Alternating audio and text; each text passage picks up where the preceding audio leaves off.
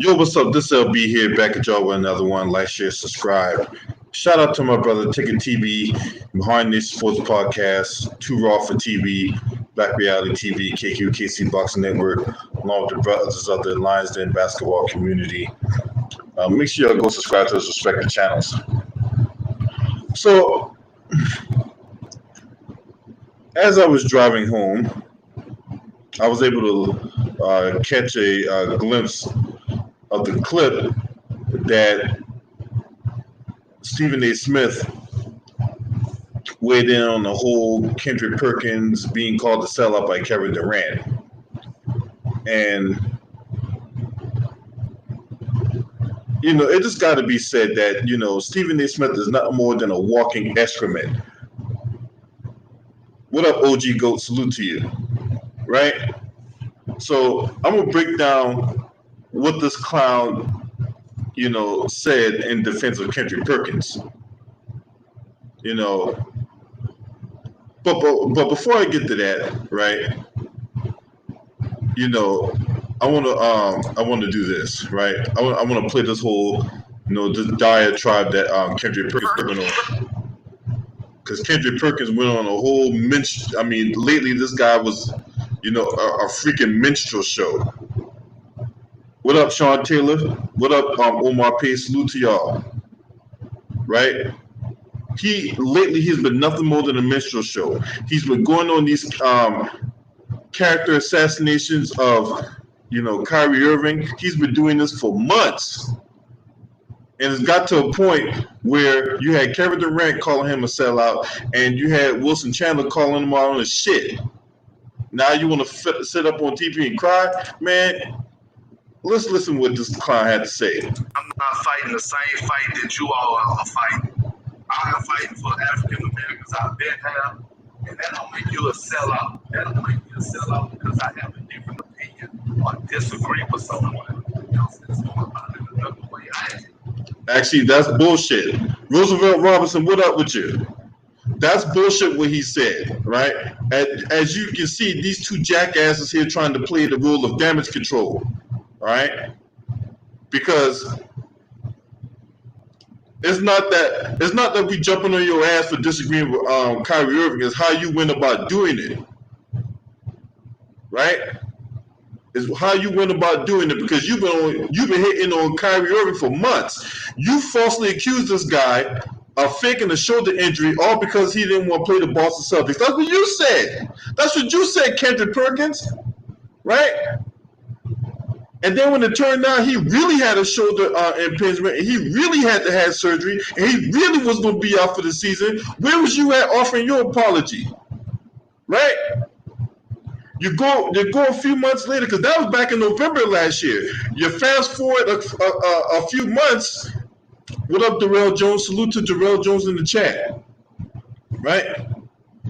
Y'all want to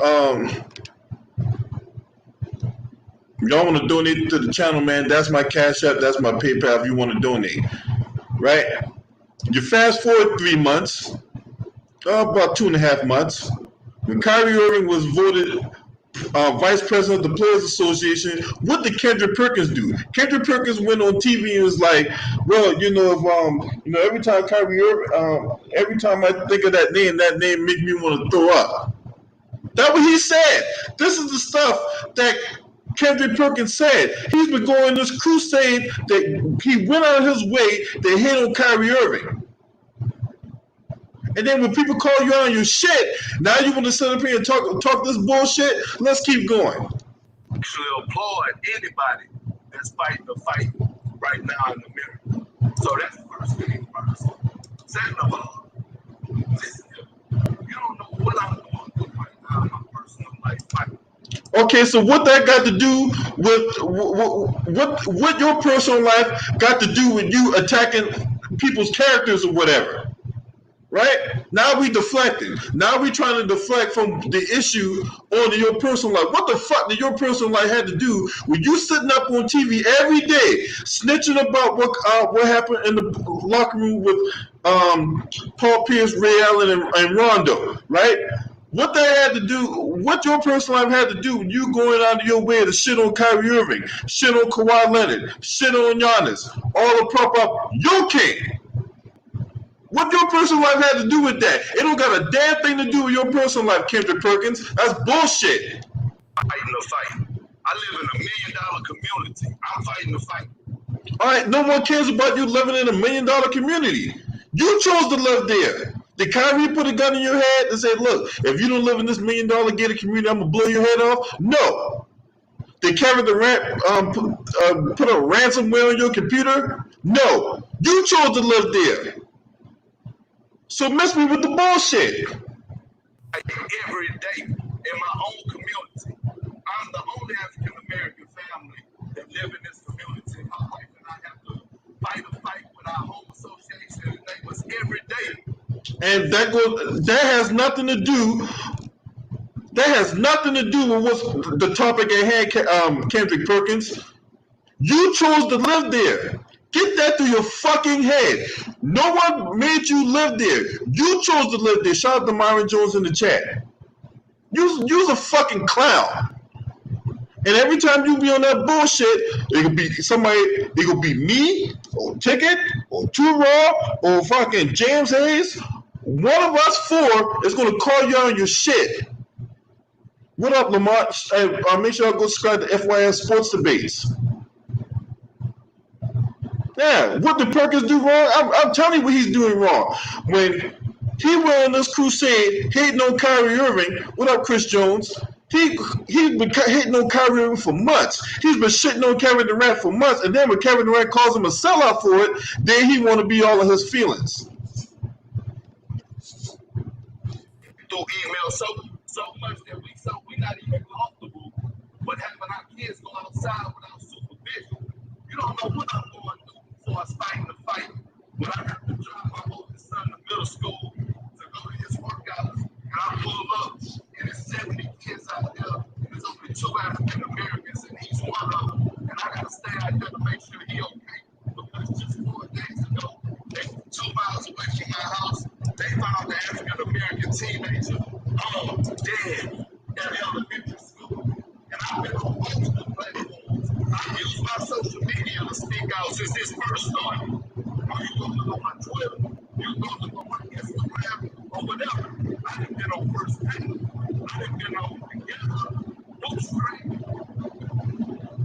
preaching out about Black Lives Matter and fighting the fight.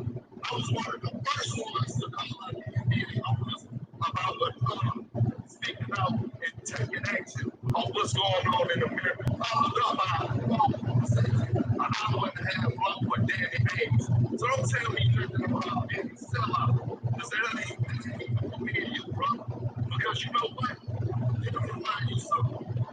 The same sellout that's sitting right here. I remember this thing like yesterday. Now we get into the snitching. All that shit has nothing to do, has absolutely nothing to do with why you shitting on Kyrie Irving, why you shitting on Kevin Durant, why you shitting on all these other athletes to prop up LeBron James.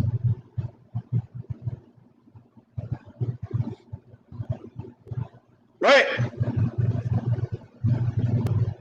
Now we deflecting. Now we getting off the subject of why you shitting on Kevin Durant and Kyrie Irving or whatever like that, on you fighting some kind of fight. We don't need a double agent like you when we over there trying to fight this fight. This is a long-standing fight, and are you gonna still be there when it's time for the rubber to meet the road? Are you still gonna be there, or are you gonna still collect a check from Clutch Sports from ESPN, serving up butter biscuits? The fuck out of here, man! The fuck out of here! May 8th, 2011, Mother's Day. You and I, Memphis, Tennessee. Here we go with the snitching. Personal problem. And we don't need to know about Kevin Durant personal problems.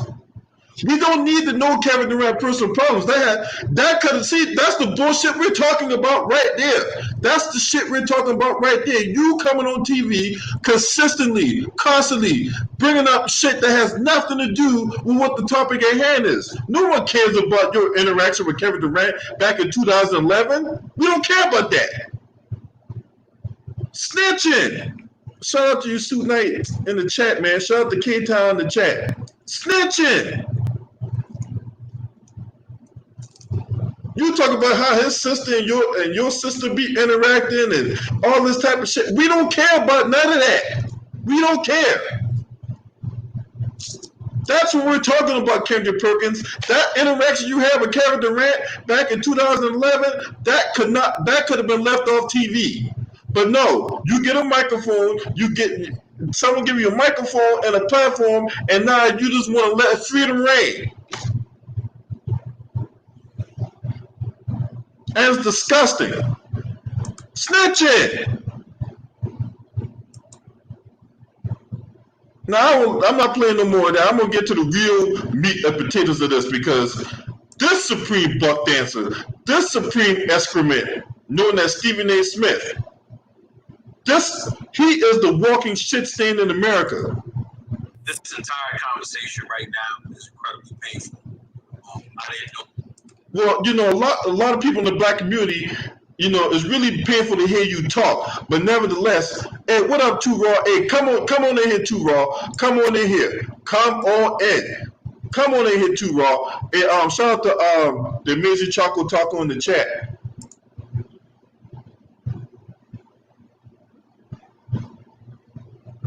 Shout out to Juanetta Thomas in the chat. Salute to you, Queen. Yeah, man, this is bullshit. I was going to go in this direction. I applaud Kendrick Perkins for what he said on a very personal level, because. And what is there to applaud about? What the fuck is there to applaud about? He goes in this diatribe about his sister and this sister showing love and cooking cornbread in the house and shit. What is there to applaud about? He call you out on your shit and you get all defensive about it. What up, Too Raw? Hey, what's up, LB? So I'm pretty sure you and Ticket talked about this earlier today. I was in the country, man. You know what I'm saying? When you be in the country, man, you don't get no signal, and the traffic was bad, right? And it was pouring down raining. So there you go. We just had that rain come through here. Yeah, it's like off and on. Like when I was in Glasgow, Scotland, and shit. It would just rain for an hour, just be sunny for 2 hours. Rain for another hour, sunny again for another hour, then rain for another 2 hours. I'm like, God damn, I can't have this kind of fucking bipolar weather here, man. Hell yeah, like some Florida shit. Yeah, straight up some Florida shit, man. But back to the lecture at hand, right? Stephen A. Smith, man, we all know he's the walking excrement walker in today's society, especially in the black community, right? Mm-hmm. So what I'm trying to do, I'm trying to break down what this dude said, because this fast talker Skywalker, he want to sound smart, but he really dumb as fuck. What you think, Too Raw? Oh, he done like the Don King playbook, where he learned a bunch of $50 words to try to sound smart, but he ain't saying shit. He ain't saying shit. He's a dumb fucking sellout ass fucking coon. That's a cream coon. Yeah. And what really pisses me off about him? This dude want to lecture us on what a sellout is. This dude want to lecture us on what a sellout is, like we don't fucking know what a sellout is. Yeah, very arrogant, man. Very arrogant. Like, for those you didn't hear, I'm gonna play it. Made sure to repeatedly remind KD that he is loved by Kendrick Perkins, that his family still loves KD, his children, his wife, etc. And I think. What the fuck is this? An episode of Barney? I love you, you love me. We're one happy family with a great big hug and a kiss from me to you. You can say you love me too. What the fuck is that shit?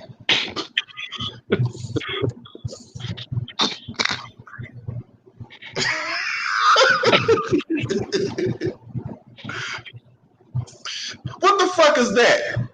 There ain't no love over here. Fuck all these cool ass motherfuckers. That's incredibly important to the conversation because here's the reality.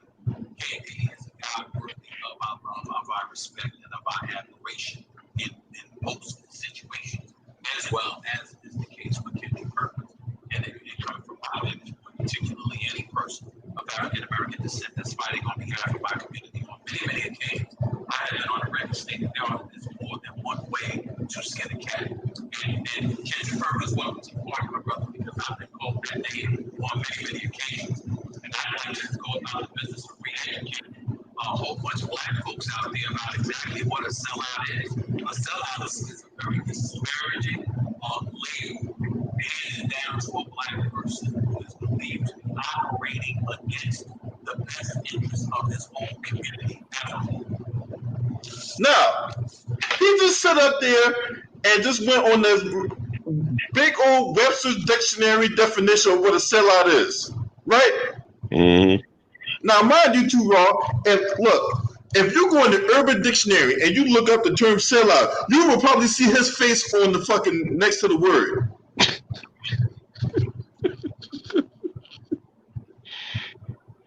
Look how many brothers he done sold out or turned his back on over the past couple of years. Just high profile athletes. Allen Iverson, Carmelo Anthony, just to name a few. People who, you know what I'm saying, he dick ride to fame, and then when it became convenient for him, he turned his back on them. And those are high profile people. You can imagine how many people in his personal life he done turned on since he got that little bag. He want to talk about what a sellout is? Get out of here, man. You fucking Jeffrey Coon. Yeah, George Jefferson ass motherfucker, man. You ever just sitting up here trying to educate us on what a sellout is when you are the walking, the living personification of a sellout. We know a sellout when we see one, and you are it. Okay, you just a sellout in the sports realm. Now, when we talk about political realm, we can go down the line. Larry Elder, Candace Owens, that Meiji hyena who never seemed to take her ass to the fucking vet. Right. Jesse Lee Peterson, the list goes on and on. Yeah, the list goes on and on, man. When the enforcement arm of white supremacy want to calm down the black community, they run out their resident Negro, their resident house Negro to run distraction. Exactly. And so when people say this kind of stuff, a lot of times I'm looking at them like, what the hell are you talking about? Do you even know what it means? Yeah. Have you attached a level of intellect to that? Yeah. And that's what I would challenge KD on this particular instance when it's coming to the defense of Kyrie Irving. I did not hear anybody talk about Kyrie Irving, the man. I did not hear you say it. Yes, he did. And see, this is the bullshit right here. This is the bullshit that he gonna sit up here and lie and talk about. Well, I ain't never heard Kendrick Perkins question him as a man. Really? So let me see. If you take Kyrie Irving's brain and you put it in a bird right now, guess what that bird is going to do? It's going to fly backwards. And he called him a bird brain. So that's not attacking his. That's not attacking him. Shout out to Adrian Barbie in the chat.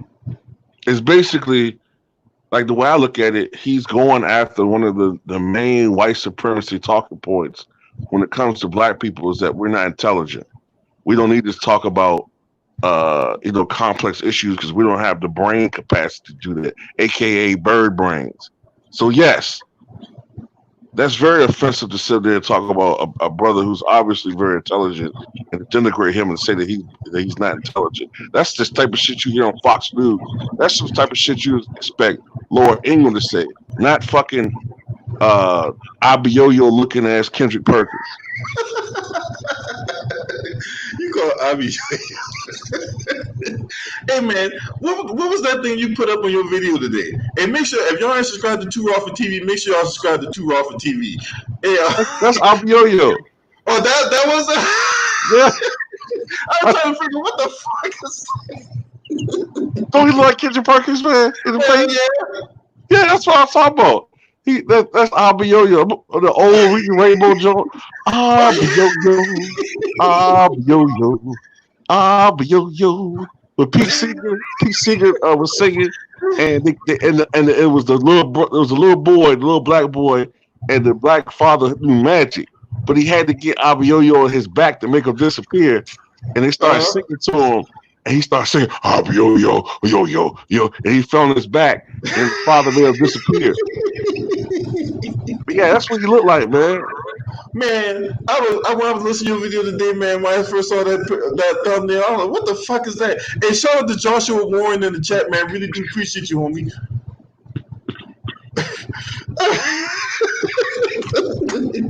Boy, I tell you too, my boy, you funny as hell, boy.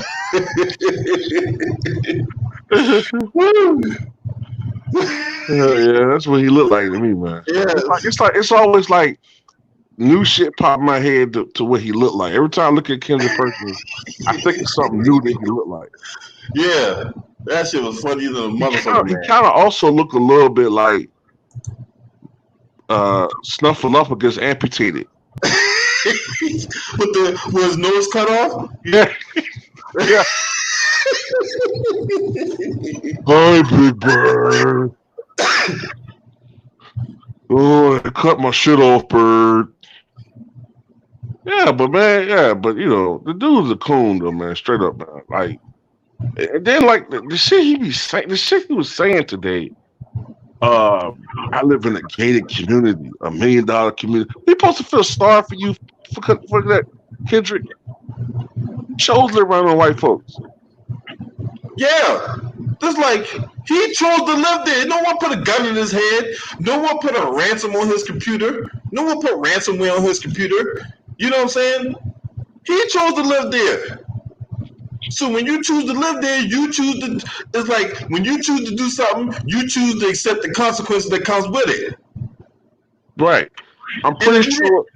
Go ahead. No. Go ahead. I'm pretty sure he moved there because he's concerned about his environment. You know, I guess, you know, he don't feel comfortable around his own kind. So he moved to, I guess, an all-white community. But guess what? When you a big 6'11", 300-pound nigga, and you the only black people there, you gonna probably have to deal with racism. That's just what you're gonna. That's the trade-off. Ain't no perfect area you gonna live in. So this is my thing, right? If you don't like the situation, you don't like the area you're at, why the fuck you still living there? Right. Move. Can't you not move? Move. All you gotta do is move. If you don't like the situation you're in, you don't stay there and call yourself trying to fight the fight. You get the fuck up out of there. And the average black person not gonna feel sorry for you, dude. You're a multi-millionaire, apparently. We're not gonna feel sorry for you. No, not in the least bit. Right. You know, the average person right now, you know, some of them still trying to figure out how to pay their bills. They're not someday feeling sorry for a dude that coons for a living and is a multi-millionaire. You know, no, we're not gonna feel sorry for you. No, not in the least bit. You can get up and move right now if you want to. The problem is you don't want to. So I guess you like the situation you're in. Yeah. You know what I'm saying? Now look, my motherfucker complain about, oh, I'm going through this and whatnot, but if you're not willing to change, then, you know, what the fuck is you talking for? Obviously, you like the situation you're in, because if you don't, you would make the necessary changes so that you won't be in that situation no more. Exactly. So he can miss me with that shit. Let's keep going and see what else with, you know, this, you know, supreme sambolicious motherfucker talking about. Anything about Kyrie Irving, man. I did not hear you say anything about Kyrie Irving's past transgressions or anything like that. And see, that's the bullshit right there, because I'm going to call that one out too, talk about Kyrie Irving's past transgression. Kendrick Perkins set up there and said that Kyrie Irving was faking an injury. I remember that. That's when he had the shoulder injury, right? Wasn't it the shoulder injury? Yeah, the shoulder impingement. Right. And he gonna sit there and claim the dude was faking an injury. something about he was faking an injury because he didn't want to go back to Boston or something. Yeah, that's what it was. And to answer your question, Lamont Lane, I'll never agree with that fat Kentucky Fried Chicken eating motherfucker. Don't put words in. Don't sit up there and put words in our mouth, man. For real, I don't like that shit. Don't put words in our mouth. Talk about we agree with Jason Whitlock. We never agree with that fat, fucking greasy lip, dirty gravy having bastard. What am I talking about? Agreeing with Whitlock. Because remember we talked about if you don't like the situation you're in, you get up and move. So he's insinuating that we agree with Jason Whitlock that if we're rich, we don't have to deal with racism. No, that's not true. Yeah. You can be rich and still deal with racism. It's just that the average person who's wealthy, they're probably not going to have to deal with the racism that the average minority person has to deal with, but they still are going to deal with some level of racism. Okay. But the problem is, you know what I'm saying? Some shit you just gonna deal with. Like being a black person in this country, it's never gonna be a utopian society. You're always gonna have to probably deal with some level of bullshit. Whether it's somebody like, you know what I'm saying, giving you the vibe that they're racist, you know what I'm saying, somebody doing something that reminds you, oh, I forgot I'm black. But when it gets to the point where somebody spray painting nigger on your property, no, that's something different. You know what I'm saying? That's taken out of context. You know what I'm saying? No, I'm not agreeing with Whitlock that a rich person can't suffer from racism if you're a minority. I'm just saying that their level of racism on the general scale is not on the same level as the average person that's a minority. Especially a person that's, that's on the lower end. But it's still racism nonetheless. Right. That what you're proposing is counterproductive to the bottom line of what the Players Association and NBA as a whole is trying to make happen. Because we've got to take a look at some things into consideration. Over the last couple of weeks, Kendrick, I mentioned on numerous occasions that I don't know of any black movement that has not involved in black empowerment or that has not been in any. I don't care whether it's been Evans, I don't care whether it's Dr. Martin Luther King Jr., and or beyond, or Frederick Douglass, all of these guys. It's always been about black empowerment. So if you are an NBA player, maybe it's the amount of dollars that you make with the cachet that you have available to you, the forum and the platform that is provided to you. For you to be talking about it not being engaged, not only is compromising your future salary because of the potential reopening of NBA talks and all of that other stuff, it's also compromising the fabulous platform that you have available to you. All right, so I will talk about that one, all right? Because he right there, his hypocrisy showed right there in that statement too. Don't you have a platform? Don't you make an exorbitant amount of money? Don't you have a voice that resonates and goes out to millions of people on a daily basis on TV and even more millions of people on YouTube? So where the fuck is you at fighting the good fight, Stephen A. Smith?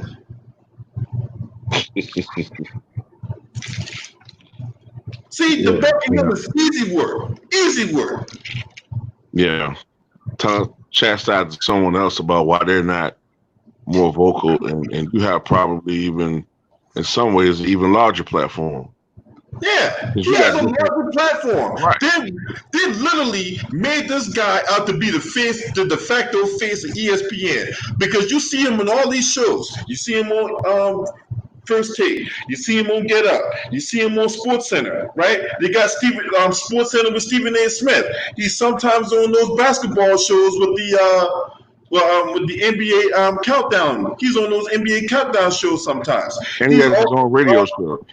Yeah, he got his own radio show. Right? This dude all over ESPN. All over ESPN. And he actually has, for a person who's a minority, because of all that cooning he does, he actually has a pretty sizable white audience. Right. Little white audience that ESPN has. So if anybody that could, if he wanted to, educate people on the idea of race, on the issue of race in this country, it could be Stephen A. Smith. But he's so afraid. Well, we already saw his true colors when it came to Michelle Beadle and the Me Too movement. Exactly. You know what I'm saying? So because the one time he did tell the truth, Michelle Beadle went on her little diatribe, and he came back with his lipstick, his mini skirt, and some pumps, and apologized. right, so Stephen A. Smith, man, he might can fool some people with his intellectualized way of conversating and shit, man. But really, to me, I listen to him and he's not saying anything. He tries to appease everybody. He tries to, appease the intellectual brothers. He tries to appease mainstream America, aka white people. He tries to sometimes appease streets, but you can't make everybody happy. That's why he don't have. That's why he don't really have a lot of strong support. You know what I'm saying? Because he's not real. He tries to be everything to everybody, and people know after a while that you can't be all these faces. Exactly. Okay, big deal. He donated $5 million to HSBC or HBCU, right? Big deal, right? Compared to him making a lot more money, right? Now, this was the same Stephen A. Smith, Lamont Lane, that was going around telling people on Fox News to vote Republican. Mm-hmm. So just because he donated $5 million allegedly to the HBCU, I'm supposed to turn the blind eye to all the buck dancery, all the bullshit he's done on a larger scale? No.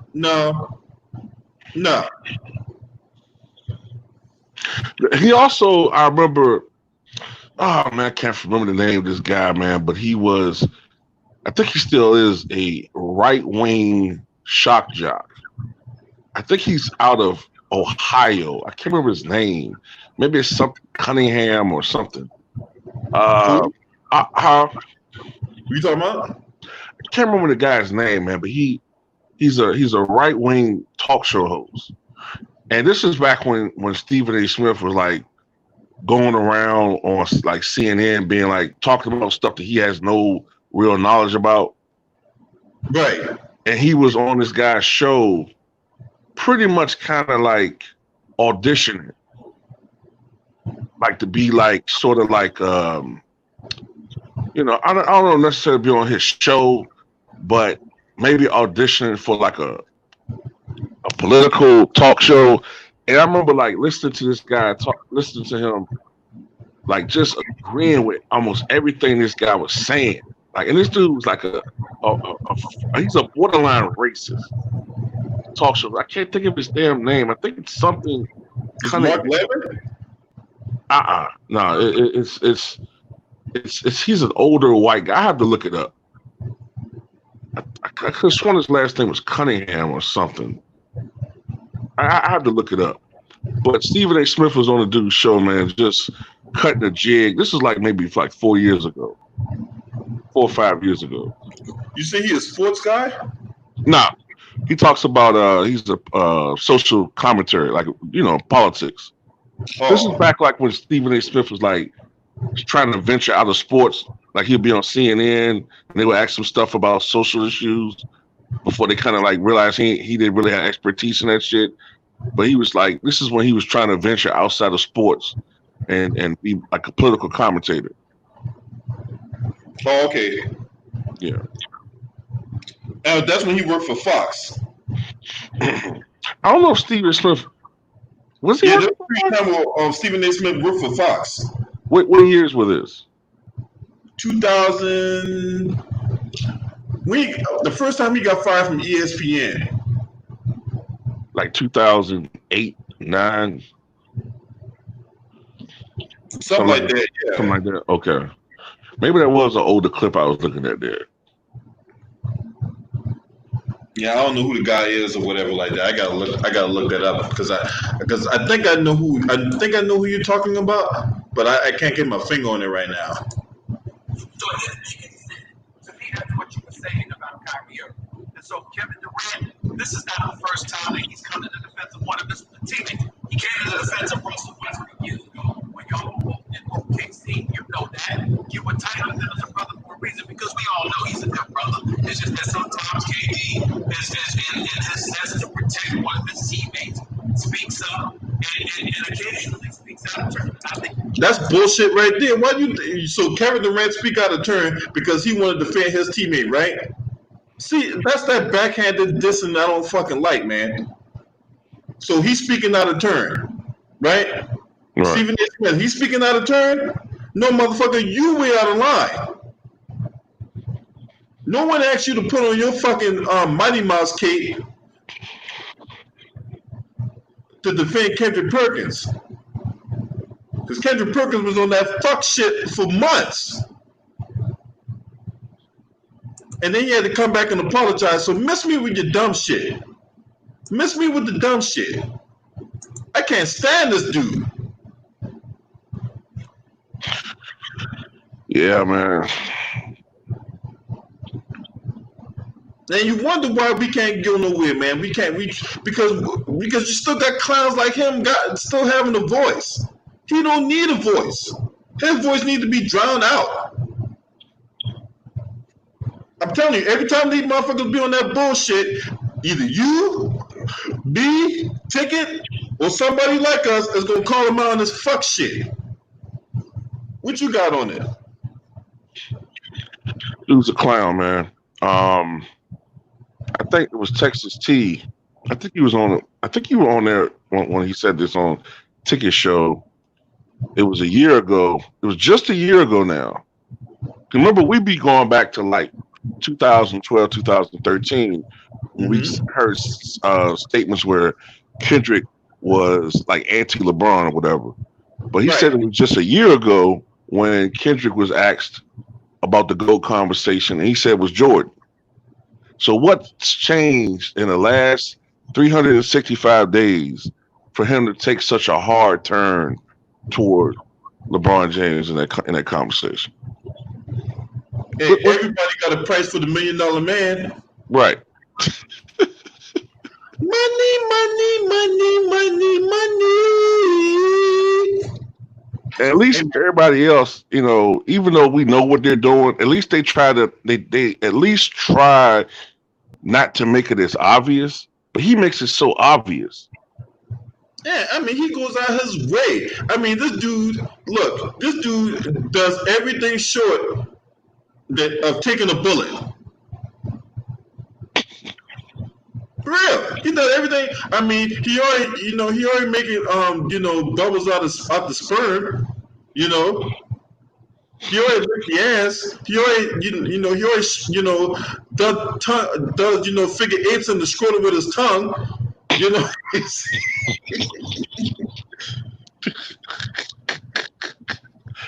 Oh God. So I mean, LeBron, man, you gotta give it to me in my mouth now. Don't hold out on me. Salute the Quest X in the building, man. Appreciate your support, homie. Appreciate you for being in the chat, man. Now I love Quest X, man. His videos be on fire, man. I mean, if this one, hey, y'all make sure y'all go subscribe to Quest X Boxing if you have not. I mean, if this one person I look forward to whenever he drop a video is Quest X, man. Straight up. Yeah, Quest is funny, man. I got to collab with Quest one of these political videos. I got to collab with him. I don't think he's doing a live stream. I got to collab with him or something. Oh man, I forgot what video it was. Oh yeah, when the video when he did with Jeffrey Epstein when he got killed, and he did that. That shit was funny little bitch. I was fucking crying. Oh my god, that shit was funny as hell. God damn. That was a funny ass video, man. Yeah, make sure y'all go subscribe to Quest Xbox if you haven't, man. Straight up, man. Salute to the homie. What up, Prince Moore? Shout out to Prince Moore in the building, man. Really do appreciate it. Yeah, man. Kendrick Perkins would give up cheat. He would give his leg, he would give his heart, you can't give up his mind because it's like when you look inside, it's like an empty fortune cookie. So you can't give up his brain because they ain't nothing in it. Except for the script. Yeah, except for the script. And like, and Ticket did a good job of reenacting the phone call last night. You know what I'm saying? But if I could add one sprinkle in and say, look, your paycheck ride on this shit. And you suck up, man. You know what I'm saying? You know what's gonna happen to your paycheck, right? That little house you got, yeah, that shit going tomorrow. So make sure you go out there and get that in your head. Yeah, I got you, boss. I got you. I can see him saying that shit too. Got you. I can let you down. Ron, I got you. Bet not, nigga. Yeah. Hey man, that remind me. What was that Dave Chappelle skit he did? Making the band.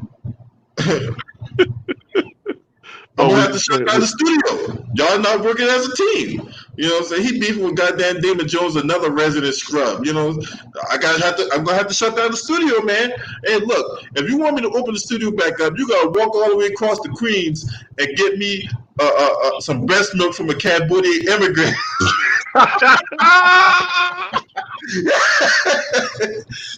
Oh yeah, that's real Cambodian. That's real Cambodian breast milk, nigga. Breast milk, you made my day.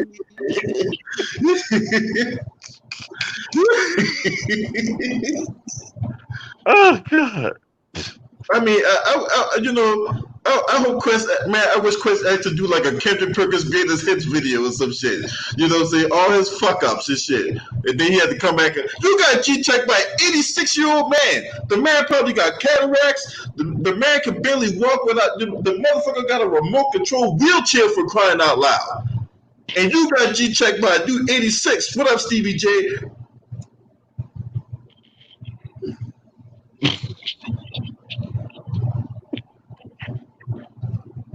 Bill Russell here, you know what I'm saying? If you run a metal pick through that motherfucker, the teeth gonna look like this after you get done. You know what I'm saying? Shout out to Corey King in the chat. That motherfucker be everything but straight. You're like, God damn. Fuck. Oh God. I mean, he got third-degree nigga naps. What up, Bakari King? Salute to Bakari King in the chat. Third-degree nigga naps. Yeah. I mean, he got naps that go way back to the fucking slave trade. Damn. Bill Russell was there when Jesus parted the Red Sea for crying out loud. And you got G-checked by that dude.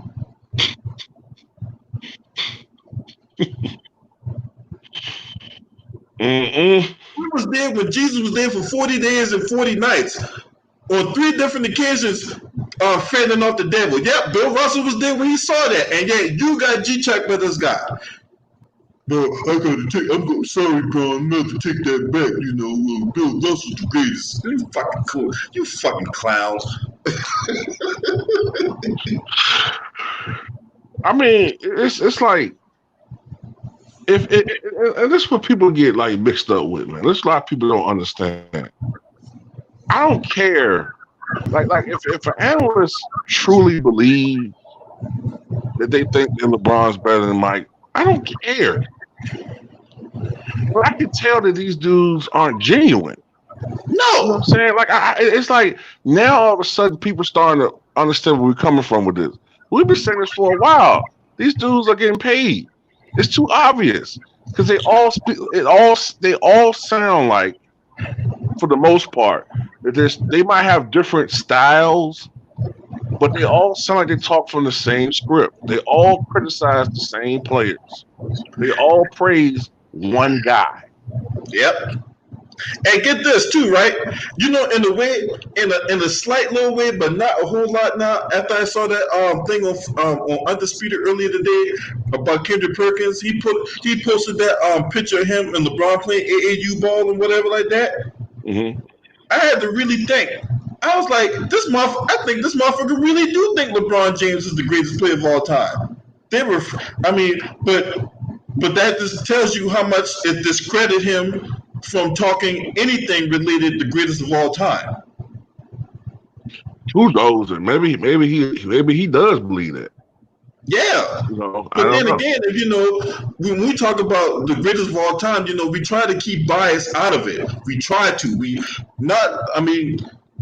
Look, we all got a level of bias, but his is to the fucking meosphere. I mean, that motherfucker one level below space when it comes to his shit. Right. That's when you can't take somebody serious, is when they're being too biased. Yeah. Like, we all have certain biases, but you try to be fair when you like making assessments. I don't sense fairness with these guys. I sense an agenda. Like they look how they get. Look at Shannon Sharp. Look at it. Look how his reaction is to Bill Russell checking Perkins. He's like he's taking this shit personal. Yeah. I don't care what Bill Russell said. It's James. I don't care what old Bill said. It's gonna be LeBron, Ramon James. He's the most athletic. All right, man, whatever. I mean, you 51 years old, sitting up there hanging on the nutsack of a 35-year-old. What the fuck is that? I don't know, man. Like, I don't think Mike's the most athletic player of all time. And if you listen to some people, they'll make you think Mike is. But I think Wilt's the most athletic. I think Wilt and Bill Russell are like amongst the most athletic players of all time. Yeah, Jordan was an athletic player, but I'm not gonna put him as the most athletic player. No. Who? I would put Wilt up there as the most athletic player of all time. Yeah. I would put Wilt. You know, and then, but you know, you gotta think just in the in his era, right? Dominique was just as athletic. Sean Kemp was just athletic, if not more. Yep. I mean, Vince Carter was really athletic. You know what I'm saying? Look, anytime you jump over a motherfucker that's like 7 foot tall, man, you can't leave him out the athletic conversation, man. Nah, jumped over a motherfucker like you said. It was 7'2". President White. I remember when he did that. At that time, we had never seen anything like that before. Nope. It was during a game, not an all-star. You know, not like some all-star, you know, situation. This was during a fucking game. Shout out to Mental Wisdom in the chat. You know what I'm saying, man? Up there and talk about, yeah, man. I mean, damn, I'm like, Kendrick Perkins went on this little thing talking about, yeah, he's the greatest player of all time. He's the greatest athlete of all time. Then next thing you know, he'll be out there talking about, yeah, LeBron got the biggest dick. You know what I'm saying? You know, I had a gag reflex when I put it in my mouth. LeBron wanted to, but he could dominate the porn industry. But he chose not to. Yeah. I couldn't even take it all in. God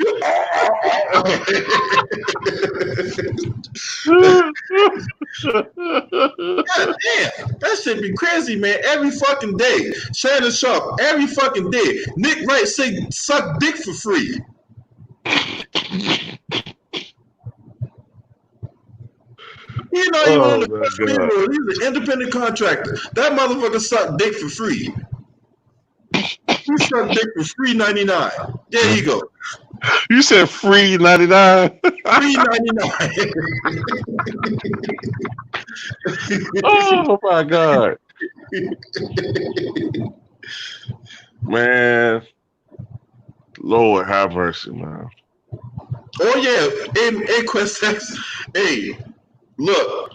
Vince Carter continues to put people on posters. You can ask Alonzo Mourning. You can ask the Dikembe Mutombo. You know what I'm saying? Yeah, and he didn't care who was down there. Yeah.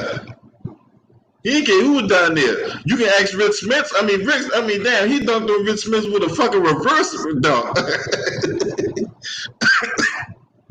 And Julius Erving, he might not have had quite the vertical leap of Vince and Mike, but he had the hang time like him. You know what I'm saying? So it's like, then you had David Thompson, 44-inch vertical leap. Yeah. Come on, man. Like, it's a lot of people out here, man, that rival LeBron and exceed him when it comes to that, man. Like, they need to stop with this crap, man. Spud Webb. You talking about just from a jumping? Huh? It's like they trying to reframe the narrative, man. Right. Like, if you talking about like just from a vertical aspect, Spud Webb. Yeah. Dr. Duncanstein, David Daryl Dawkins. Daryl Dawkins. And Dr. Duncanstein, Daryl Griffith, I meant to say. Like, he he was Dr. Duncanstein, that's right. Right. He could jump out the gym. Like, these guys need to cut out with this bullshit, man. Yeah. Oh yeah, Clyde Drexler. Clyde Drexler was super athletic. Yeah. Shit, Ron making case Clyde Drexler was more athletic than Jordan was. Yeah. Ron Harper before the injuries. Yeah. Like, they need to stop with this shit, man. Like, it ain't like, like what he's doing is unparalleled. I mean, well, it is what he's like. How can I say this? What he's doing with his career as far as production is nearly unparalleled. Right. Kobe's right there. But as far as his athletic ability, no, it's not something we haven't seen before. I mean, Quest X brought up an interesting point. Hey, look, Vince Carter, at his age, this motherfucker can still dunk. Right. Vince is 43? I think he like 42, 40. I think he like 42 or some shit. Let me see how old Vince Carter is. Look it up real quick. I think he's 43. I think he was born in 1977. Yeah, you're right. He's 43. Right, he's 43. And he's still dunk. I mean, hey, they showed clips of him like last year when he was at the University of North Carolina or whatnot. This motherfucker's still doing things like he was in his 20s and shit. It's crazy, man. I mean, it's insane. Look, when Vince Carter came out, he was in Florida. He was out of Florida. That's where he played his high school ball at, or whatever like that. Look, if you saw his high school videos, man, you wonder why motherfucker was trying to call him, man. That dude got offers from everywhere. I watched him when, I didn't see him in high school, but I saw him in North Carolina. This motherfucker was doing windmills in high school too, Raw. Man, I remember when I saw him in college, man. The first thing I thought of was, oh shit, Dominique Part 2. I mean, hey, the motherfucker was doing 360. Motherfucker did 360 so effortless, dog. You know what I'm saying? Right. Like at that time, we had like some of the stuff that people see now. Vince invented that shit. Like a lot of these dunks that people do kind of routinely, Vince was the first one to do some of these shits. Yeah. You know what I'm saying? Like the reverse 360. I'm like, oh my god! The first time I saw that dunk, I was up in Dahlgren, right? The base up there in Northern Virginia when I was going through. No, I take that back. That was in Dahlgren. It was in 2000, right? That motherfucker did that dunk, man. I cut the TV off, man. I'm like, that dunk would have to be the best dunk I ever seen in my fucking life, dog. Between the legs jump. But there was people doing dunks between the legs before he did it though. Because I think I forgot who it was the first. I think it was D Brown that was the first one that did it through the legs. I forgot who did the. I'm gonna have to look that up. Somebody did. I remember because that's how he ended up winning a couple years before that. Oh, you know what? Who did it before that? You're right. You know who did it before that? I think it was J.R. Ryder. Oh, J.R. Ryder. Yeah, okay. J.R. Ryder. Okay. You're right. It Yeah. was Ryder. Ryder Yeah. did it before him. J.R. Ryder. Okay.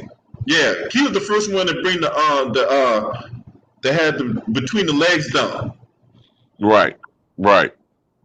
But yeah, he did bring the. But I agree with Darrell Jones though. He did bring the dunk contest back because there was at a point where the dunk contest was about to cease because it just wasn't fun no more. Right. Because remember, before that, the last one was in '97. Because in Right. '98, in the All-Star break, they didn't even have a slam dunk contest. They just No, they eliminated. didn't. They didn't. And then in '99, you know, that was the strike. They didn't have an All-Star a game. You know, they didn't have an All-Star break. So they brought Yeah, it back in it's 2000. So they brought it back in 2000, and with Vince Carter like being one of the new faces, and he agreed to be in it. You know, they like you said, they hoped that they would bring it back, and it did. But then, you know what I'm saying, all the stars just didn't want to participate. Like, what the fuck? Like, you had all these splinter ass and splinter dudes winning and shit. Like, no disrespect to Fred Jones and guys like that, but you wanted to see the stars. Yeah. Yeah, man. That I mean, Vince Carter could jump out the fucking gym, man. Oh my god, man. Look. Oh my god, man. Hey, man. I remember in 2002. What year he played for? It was 2000. It had to be like 2006. We played for the Nets, and he dunked on Alonzo Mourning. Man. I know you're talking about. And it's like when he did it, it looked like he had no respect for their game when he did it. Like, man, fuck you. Hey, he said after that dunk, Alonzo Mourning ain't talked to him for like 6 years.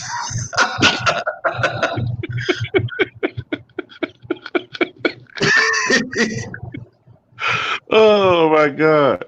Yeah. Boy, Vince Carter used Quest X. Boy, look, Vince Carter used to dunk on people so disrespectful. You know what I'm saying? Hey, did Grant Hill dunk on him too? Grant Hill? Yeah. Or was that Mutombo I'm thinking about? I know the two dunks that stood up when he got bammed on was Jordan bammed on him, and they did the figure wave after he bammed on him. And then Vince Carter, he came down the baseline and fucking just like went up. Oh yeah, Vince's jump was way more impressive than Mike's. But I could have sworn Grant Hill dunked on Mutombo too. I think he dunked on Alonzo Mourning. It might have been. It was one of the two. It was one of the two.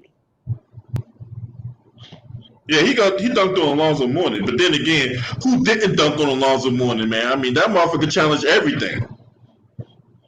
Yeah, he thought he could block everything, just like Ewing. You know what I'm saying? I mean, Alonzo Mourning stayed getting bammed on. Speaking of Ewing, I remember when Ewing dunked You're right. You're right. I'm looking at it right now. Yeah, you are right. He did. When he was a member of the Detroit Pistons, he dunked on Mutombo. I thought I remember him dunking on Mutombo, and it was kind of nasty too. Oh my God, he took. Hey man, he took his soul on that shit, boy. God, man. People forget how nasty Grant Hill was before the injuries, man. Man, I'd rather watch that fucking clip. I'd rather watch that clip. God damn. Hey man, Grant Hill tried to take that boy body away. He dunked on Mourning and Mutombo. Right, okay, because I do remember in my mind him dunking on Mutombo, and I want to say LB, it was that '99 season, just before he got hurt. It was the '97 season. It was '97. Okay, all right. Yeah, '97 season. They were. Matter of fact, the Pistons made the playoffs that year. Matter of fact, they did. They did. The Atlanta Hawks. They did make the playoffs that year. Oh, was that series? Yeah. Okay. Oh my God, man. he stayed dunking on Mutombo. Stayed dunking on Mutombo. I like Grant Hill too. I didn't like him when he was at Duke, but I like Grant Hill. Right. Nobody, no brother really like Duke like that, but.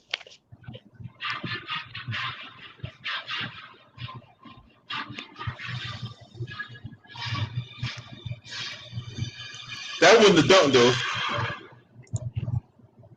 That wasn't the dunk I was talking about. This is the dunk I'm talking about right here.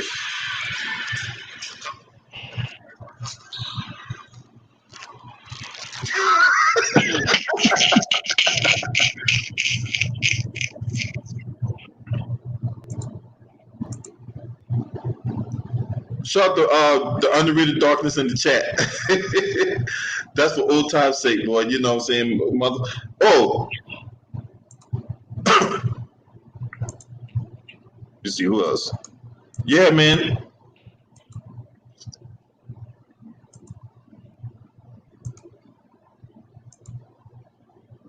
I told y'all, don't come in here with that fucking call and knock on my door. Now your ass in fucking timeout.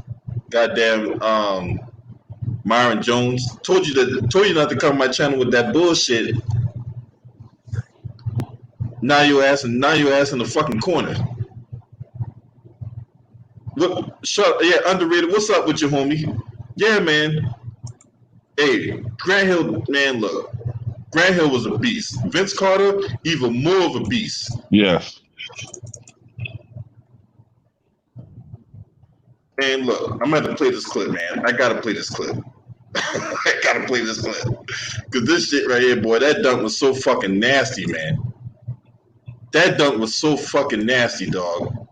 Was this the Carter on the tumble jump? No, when Vince Carter dunked on Alonzo Mourning. Okay. Oh!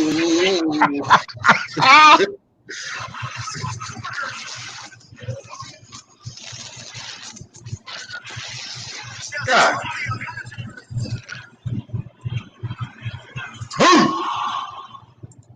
And for those that's younger, Mourning, I believe, was a 3-time Defensive Player of the Year winner. That's about right. 3 times. 2 or 3 times. I know that. So this is a premier. Mutombo was a 4-time Defensive Player of the Year. It was how many? Mutombo won 4 of them. Right, Mutombo won 4. I'm trying to remember. I think Mourning won 2 or 3. I think it was 2. I'm looking at right now. That's, boy, I tell you. He won it 1 time. Mourning only won it once? Okay. No, I take that back. He won it twice. Okay. So the people that won it twice were Sidney Moncrief, Mark Eaton, Dennis Rodman, Hakeem Olajuwon, Alonzo Mourning, Kawhi Leonard, and Rudy Gobert. Okay. Yeah, so, and like you said, Mourning won it, Mutombo won it 4 times. Yeah. And Ben Wallace won it 4 times. It really should have been 5 times. Because I think he should have won it that year that they gave it to Metta World Peace. Yeah. And this is the thing. So Ben Wallace not a Hall of Famer, but Draymond Green is? Hey. You know, hey, what? It is what it is, you know. But the fact that he, like you said, that he dunked on premier all-time defensive guys, like just made them look like, oh. And shot blockers, prolific shot blockers, just Oh man, you came too late. I mean, hey, anybody, and Kemba, he came too late now. You know. I mean, all them dudes went to Georgetown. Patrick Ewing, Dikembe, Alonzo Mourning. Matter of fact, Alonzo Mourning, Dikembe, and Mutombo were teammates at Georgetown under John Thompson was coaching. Yeah. The daddy, John Thompson. Right? Yeah, they played together. You know another duo that was a Twin Towers back in the day. It was Elton Campbell and Dale Davis. They both were teammates at Clemson. And they both used to get block shots a lot too. Elton Campbell and Dale Davis. Yeah. Okay. Okay, so I'm assuming Dale was at the 4, Eldon was at the 5. Yeah. Okay, yeah. Okay. Yeah, but Alonzo Mourning and Dikembe Mutombo were teammates at Georgetown. And yeah, that's the one thing they have in common, boy. You know what I'm saying? Patrick Ewing was there like a couple years before them, about a few years, because he was a freshman in '81. The year they played Jordan in the NBA, not NBA finals, the NCAA championship, the national championship game. I think Patrick Ewing was a freshman or some shit. Yeah, that'd have been 81, I think. Yeah. Yeah. Shout out to Barack Longmire in the chat. Appreciate y'all. Yeah, man. So it was them, and then when he came out, I think it was like a couple years, like 2-3 years later. That's when it's been like a few years before Dikembe and Alonzo Mourning got there, whatever like that. But yeah, all of them getting dunked, all of them getting banned. All of them. Patrick Ewing, he got banged on, and then he just passed that baton on to Dikembe and Alonzo Mourning. I like when Jordan dunked on Mourning too. Yeah. During the '93 season. Yeah, that was pretty nasty too. That's my favorite Georgetown player. My favorite player, yeah. Yeah. Man, when he was there in the mid-'90s, man, that UConn Georgetown rivalry, man, I'm telling you, man. I mean, but you gotta think, man, back then, the Big East, man, they always had good teams, man. We talk about Syracuse, you talked about Villanova, there was always a scrappy team. Georgetown was always, but they had a few down years, but it was between Syracuse, UConn, Villanova, Georgetown. Right. Back in the day, man, that Big East was. I mean, and then for a little while it was St. John's until Luke Carter's second step down, and then they went to shit. But yeah, man, I'm telling you, man, the Big East back in the day, man, that used to be the conference. It used to be out of them in the ACC. Yeah, I mean that's back when I was still a big time college basketball fan, but it's like as players have started doing more of the one and dones, right? And you really couldn't get acclimated to a certain player or a certain group of players playing one another, and it's a new face, and I don't know. I just kind of I kind of stopped watching college basketball. I think sometime like in the mid 2000s, I just slowly kind of stopped watching college basketball as much. I got to get back into it because I'm really just into pros now. But I got to really get back into watching the college game too. But see, it's kind of hard to get into the college game for the point you just mentioned about, guys, you got guys skipping college altogether to go to the NBA. And now you got the NBA where they got G League, they got these other outlets they can utilize so that way they don't even have to go to college. Right. And, and college basketball didn't help themselves when they got caught up in that scandal a couple of years ago. Right. You mean tell me these players here, these college basketball players can't make money, but yet y'all making money off of them hand over fist? Yeah, it's not fair. It's not fair at all, man. I thought I read in the news that the Florida legislature passed a bill where they're going to allow college players in the state of Florida, I guess, be eligible to make some type of money. Yeah, they're gonna get paid. I think California was another state that did that too, if I wasn't mistaken. But I know, Florida was definitely one of the states where they passed legislation where college athletes could get paid or whatever. You guys need to get paid something, man. It's way too much money now being made for these guys to be walking around with nothing. Yeah, I don't think it's right, man. It's not right. No, I don't think it's right either. But yeah, man, as far as back in the day, as far as the big time conferences, There was the ACC and the Big East. Now, when I grew up, I didn't have cable, so I don't know who was on the West Coast. Now, I heard about UCLA being very good. In the SEC, it was all about Kentucky, you know. And to be honest, in the SEC, it was all about Kentucky. I really don't know what other school did any good in college basketball in the SEC. But SEC is more of a college football school. Yeah, I'm with you. When I was growing up, it was all about the ACC and the Big East. That's it. Like I don't really, I don't really remember. I mean, I heard of teams, but that was pretty much all I followed. Yeah. See, yeah, Chuck Person, yeah, he got caught up in that shit. But Bruce Pearl, he ended up he was at Bruce Pearl was at Tennessee, and he ended up getting fired from Tennessee. Oh yeah, Arkansas was good a few years with Nolan Richardson. They were relevant. They were relevant for a few years or whatever like that. But Razorback, longevity, the Razorback. Yeah, Arkansas Razorback. Yeah. When they, I remember the year they won the national championship. They had Corliss Williamson and Scotty Thurman. When Scotty Thurman hit that 3 over, I forgot who it was, but they played Duke in the national championship one year. Oh, I want to say it was 94, 93? 93, 94, one of them years. Right. I remember that. 92, North Carolina won it. Right. So it wasn't 92, so it had to be 93. Right. Yeah. So I mean, guys ain't trying to stay 4 years for college or whatever like that. Why would they? I mean, there's a chance to make money in the NBA if you're really good. Then a lot of these guys come from nothing.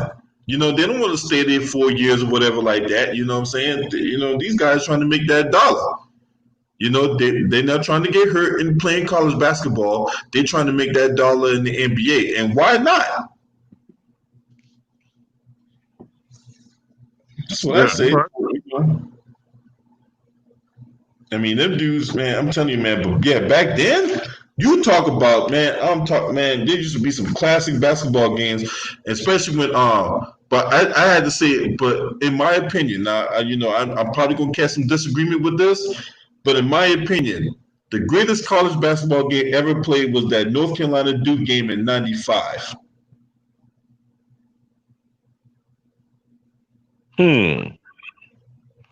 Not 5. So that's back when Rasheed Wallace. Rasheed Wallace, Jerry Stackhouse. Yeah. Was Rasheed already gone by then? No, Rasheed Wallace was there. It was them and Jerry Stackhouse was there. Okay. Yeah, because remember, North Carolina was like one of the proverbial favorites to win the national championship. Duke had a fucking horrible year that year. But they went to almost like triple overtime. Mm-hmm. Matter of fact, they did go to triple overtime. No, I take that back. They went to double overtime. That's what it was.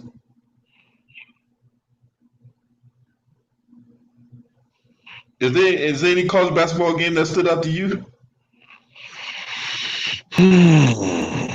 It's been so goddamn long since I watched it.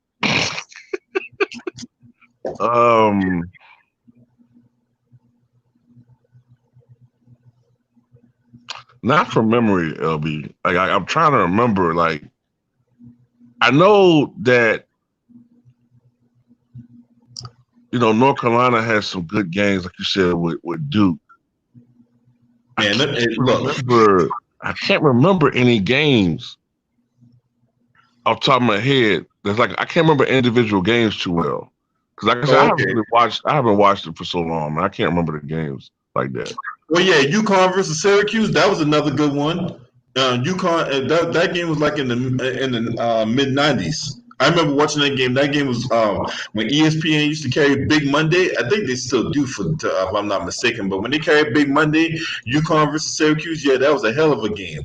But yeah, that Duke, North Carolina in '95, man, god damn, I still watch that game to this day. Dick Vitale, the little bit of hair he had left, pulled that bitch out,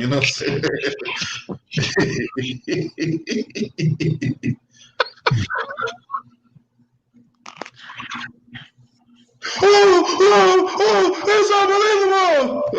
my god, this dude be so extra with it though, man. But it made it, but it worked. Now, if you're talking about like from a historical standpoint, like some games that I do remember watching, Mm-hmm. I think that game when Villanova beat Georgetown In '85. Right. That's one that stands out. Yeah, that was a hell of an upset. Georgetown Yeah, was heavily favored that year to win it. right. They were. And I remember Villanova, like, they couldn't fucking miss. Like I want to say they made like goddamn 7% of the goddamn shots or something in the goddamn game. Like ridiculous shit. Yeah, that was fucking crazy. Right. It was a crazy game. But I'm trying to remember like games that I actually watched. It's been so long. And I know I watched some good ones, but I just can't remember any specific games in my head for some reason.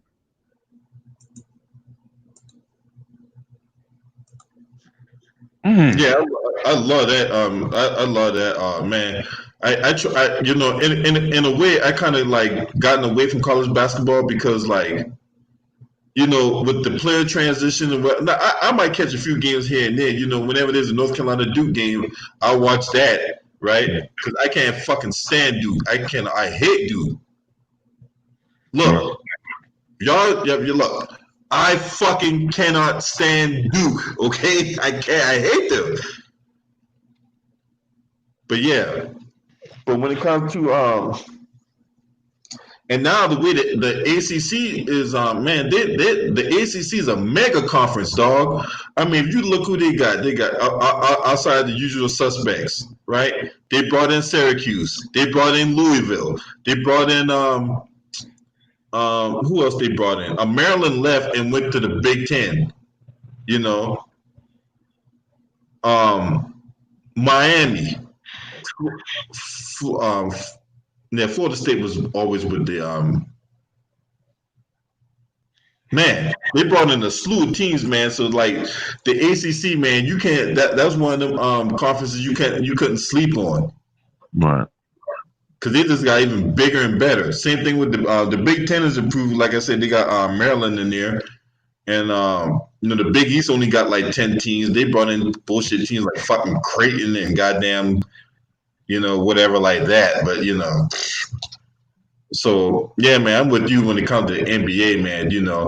As far as like slam dunk contests go, man, look, Vince Carter brought it back, but that slam dunk contest in 2016. Which I thought Aaron Gordon should have won. That motherfucker should have won like 2 of them. Was that Aaron Gordon versus Zach LaVine? Yeah. Yeah. Yeah, he should have won 2. Yeah, he should have won 2. Yeah, that's why he ain't doing it no more, and I don't fucking blame him. Because he literally got robbed. But hey, a lot of people like when he took the ball and put it under his legs and dunked it. And that wasn't even my favorite dunk. My favorite dunk the one he did before when he had the mascot and he was on a little platform and he spun the ball around. Right. And then when he got the ball, he cuffed it and then spun and dunked it. I was like, God damn. I mean, it's almost criminal to have that kind of athleticism, man. Yeah, it is, man. LB, what's going on, Too Raw? Hey, what's up, man? What up, JMJ? Man, I tell you who else used to give my Tar Heels problems. Them doggone Virginia Cavaliers with Brian Stiff and them. Remember Brian Stiff used to be in Virginia, man. For some reason, his game did not translate in the NBA. That's right. He went to Denver. He probably made some clutch shots and all that good stuff. But Brian Stiff, boy, he made some good shots over there in Denver. You know what I'm saying? Then they get over the hump, man. So other than that, man, you brought up some good points, man. With the Big East ACC, the ACC. I think the ACC and the Big East was I think the biggest conferences around over there, with Duke, Carolina, Georgetown, Syracuse, Villanova, and all them brothers. Villanova and all them brothers. Oh yeah, Ed Pinckney. Yeah, I know. I remember Ed Pinckney. Ed Pinckney was a fucking beast. Yeah, in Villanova. In Villanova. He probably did his joint in Boston though, but he did his joint at Villanova when they won that national championship. You feel what I'm saying? I think try to neutralize Patrick Ewing so Villanova can win the national championship. You feel what I'm saying? Hey, Georgetown won the national championship once, right? Yeah. With Yeah. against Hakeem Olajuwon when I think Clyde left. When Clyde Drexler left. 83 when they won it? So did. Yep, I think Patrick Ewing was on that championship team too. I think it was Right. Final Four MVP right there.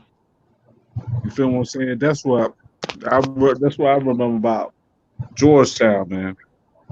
Unfortunately, they went up against my Tar Heels. They had a little bit of squad with James Worthy and Brad Daugherty. But I think about a year or two later, they I think 83, 84. No, that was 83 was NC State. The 84 was Georgetown. Oh, 84. Okay. Yeah, they won the national championship in '84. They beat Houston. Yeah, where Hakeem Olajuwon was there. Yeah. And Oh, so 83. That's the year. The guy that the coach Valvano and them won it. Yeah, that's they beat Houston. Yeah, they upset Houston the year before. Right. NC State. Right. Yeah. Right. Yeah, so That's when they upset Houston. Yeah. Right. I remember that. Okay. Then Georgetown the next year and got upset by Villanova. Yep. I forgot that coach was, man. He was Marty Massimino. Yeah. Marty Massimino. Yeah, Massimino, you know what I'm saying? But man, I'm gonna tell you this about my Tar Heels. We got lucky against Michigan. In '93. We got lucky against Michigan. Hey, you know who my favorite player was on that national championship team? Donald Williams. Damn right it was Donald Williams. That motherfucker had all kind of clutch threes, man. I ain't had to say it once. I said Donald Wills. He was a scorer on the team. Man. Now they had another guy I like, Dante Calabria, right? Yeah, I like him too. But yeah, Donald Williams, man, that motherfucker made all kind of clutch shots for that school, for that program, boy. Yeah, Donald Williams, man. Unfortunately, he didn't make it to the NBA, but it's okay. You got to have your 15 minutes of fame or your what they call it, 40 minutes of hell, just like Arkansas, right? Hey man, what you think about Kendrick Perkins being a sellout, man? Do you think that's an appropriate term for him? Man, the way Kendrick Perkins being a sellout, he needed to get his 2008 Boston Celtics championship ring revoked or sell it. Shit, I think I wouldn't be surprised that motherfucker, fall on hard times and put that bitch in the pawn shop. He sure do, man. Kendrick Perkins, man. There, PJ, like I said to Raw and all y'all. He said, "Damn, PJ Brown did more than Kendrick Perkins did in that 2008 finals." I know it was Paul Pierce. And to Raw GMJ, hey, get this right. When they showed the highlight of Paul Pierce hitting the shots to win the NBA championship, they show highlight Kendrick Perkins coming off the bench cheering for him. Yeah, he might as well be a cheerleader. He might as well be a cheerleader, bro. Off the bench, yeah, with the fucking towel and shit. You know what's funny, man? You know what's funny? What's funny about that, y'all? Is I'm trying to remember the 2008 Celtics, right? Like as a team, like just the plays and making shots. I can picture KG. I can picture Ray Allen like going off hit threes in the last game. I can picture Paul Pierce. I can picture goddamn Eddie House. I can picture James Posey. I can picture Leon Poe. I can picture everybody, but I can't picture fucking Kendrick Perkins doing shit other than sitting on the bench. Yeah. Yeah. He was a cheerleader. Dad, you might as well be Oakley or something. You got these people like Perkins and Jared Dudley at the fool try to be enforcer like you Arn Anderson for the Four Horsemen or something like that. You feel what I'm saying? Right. Shout out to Mr. Shelton in the chat, man. Yeah, man. Sure. This motherfucker literally came I'm off. like, Lord have mercy. They ain't show him no fucking power moves. They ain't show him grabbing no rebound. They ain't show him putting no putback dunk in. You know what I'm saying? They ain't show him coming off the bench. Yep. LB.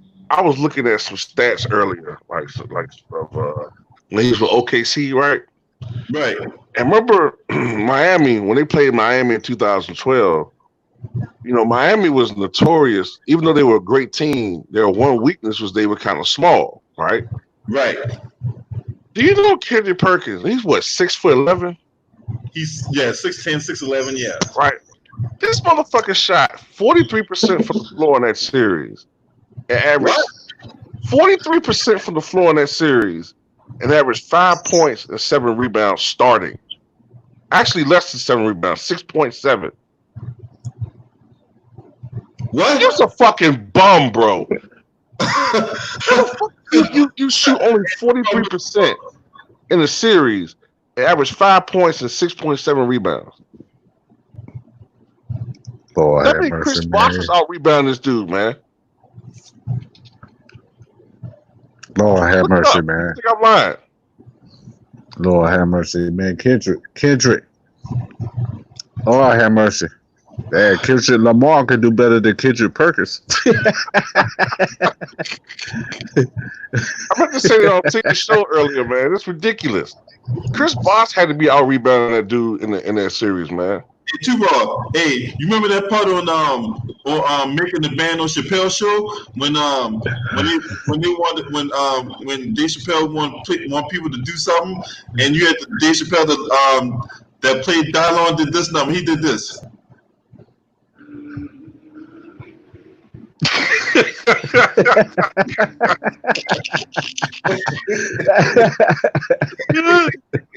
Lord have mercy, man.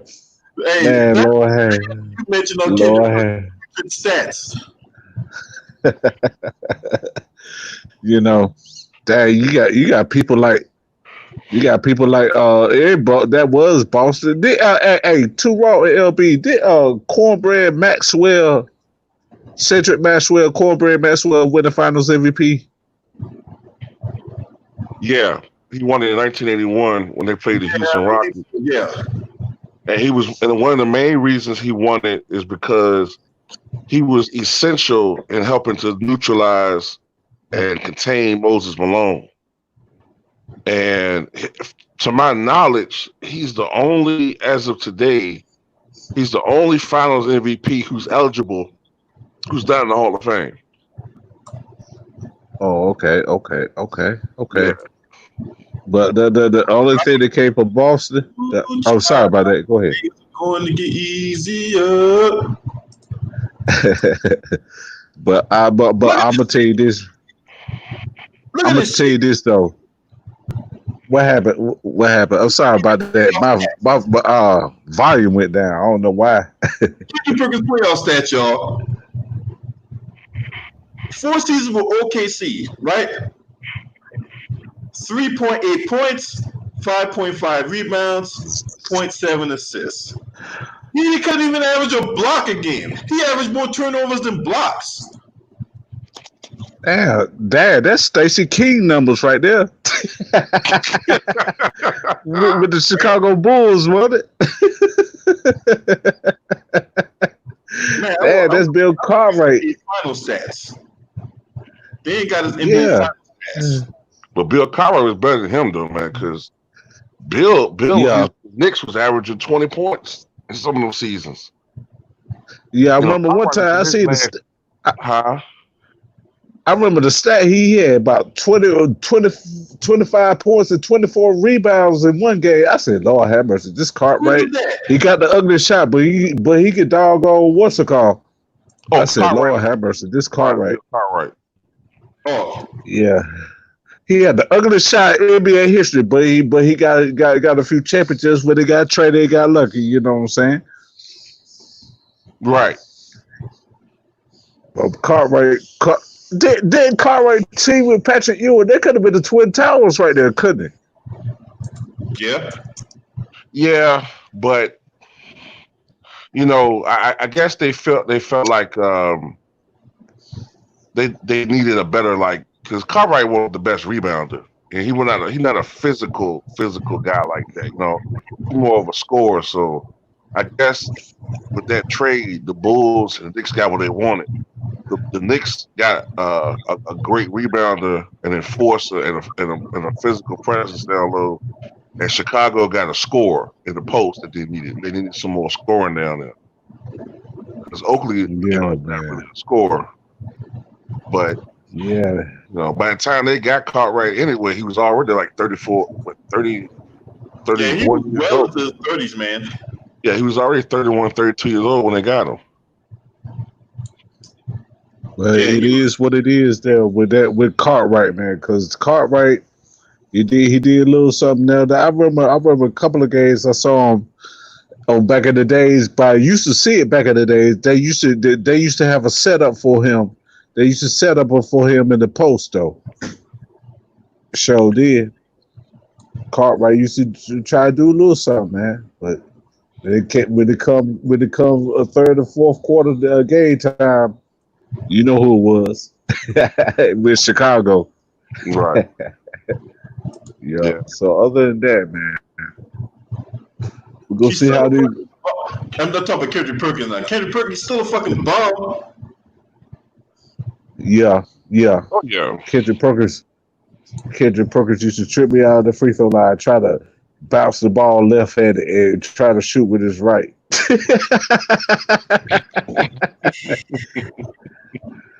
I said, "What the hell are you doing, Kendrick Perkins?"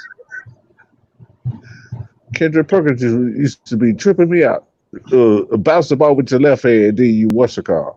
Try to shoot it with your right hand at the free throw line. What the words you talking? What is you doing? Oh, yeah. He is so bad. Like, he can't even make the Hall of Fame in the goddamn. Look, this. He talked about he wanted to be a head coach, right?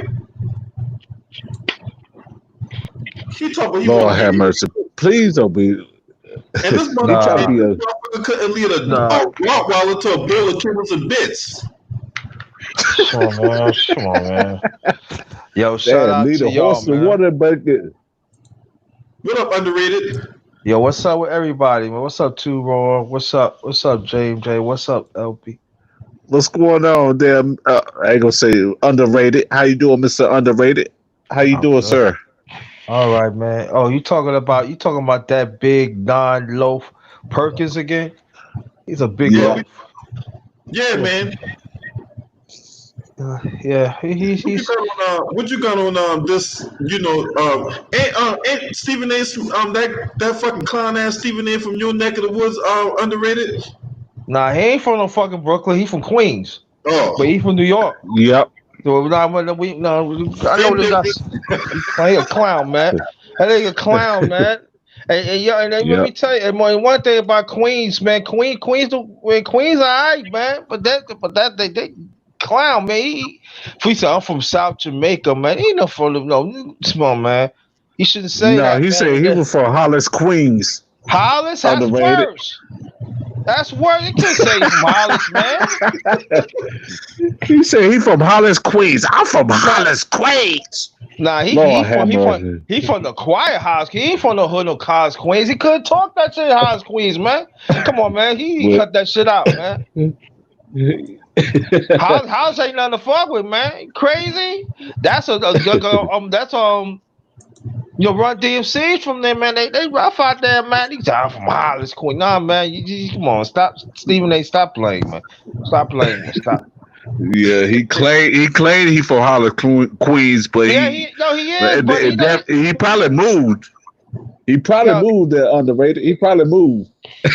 man, Hey, listen, man, that nigga, hey, yo, real I'm quick. saying, Hey, before we go back to roasting Stephen there, real quick, Juanetta Thomas brought up an interesting question. She said, "What's the list?" She said, "What's the list of Finals MVPs that will not be in the Hall of Fame?" I don't know because I think most of them is in the Hall of Fame, right? Nah, yeah, Paul Pierce ain't in there. Paul Pierce ain't in there, and Chauncey ain't in there. So He going in the Hall of Fame. He going in the Hall of Fame next year. He going in first ballot. Oh, your yeah, Paul Pierce, right? that's hopefully, man. That's real talk there. I gotta think You about. know, Well, you Shit, know, that's if a good they, answer. if I don't think Chauncey's I getting in. know Andre Iguodala probably. who? Yeah, Andre probably not getting in. but you Andre know what I like? You know what I like about Andre Iguodala though? Andre Iguodala did his stuff. You know what I'm saying? It would go to state, but you know he used to play with Allen Iverson too. It might be AI1 and AI2. You know what I'm saying?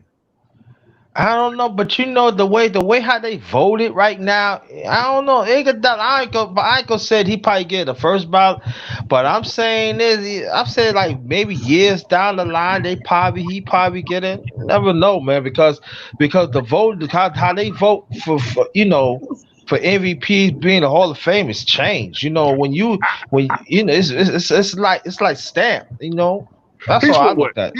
He's with the Heat right now, right?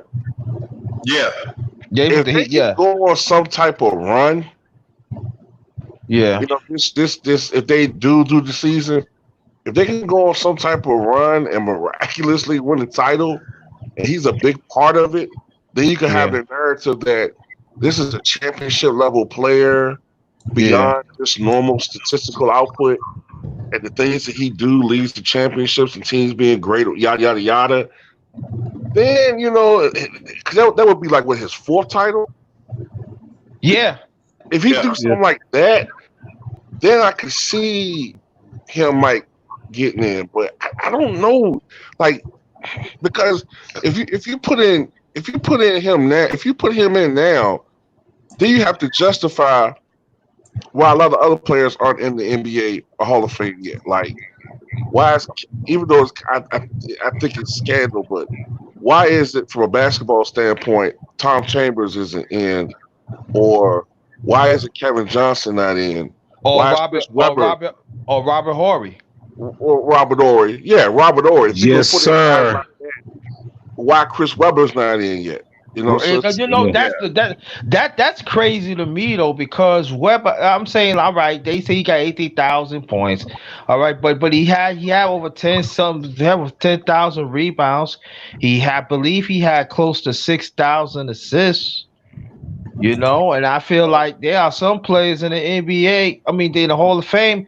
They didn't even have those numbers. Hey, And that Uh, so I got a list of some guys, Juanetta Thomas, to answer your questions. So there's Cedric Maxwell. There's yeah, cornbread. Yeah. Chauncey Billups. He probably not gonna make the Hall of Fame. probably not. There's no. also even though I think Tony Parker probably he might make the Hall of Fame though. Tony Parker might make it. I'm not, you Not know, not in the first ballot though. I no, don't think not he's in the the first first ballot. ballot. No, but if you go back to like 2000, right? Shaq won it 3 times. Obviously he's a Hall of Famer.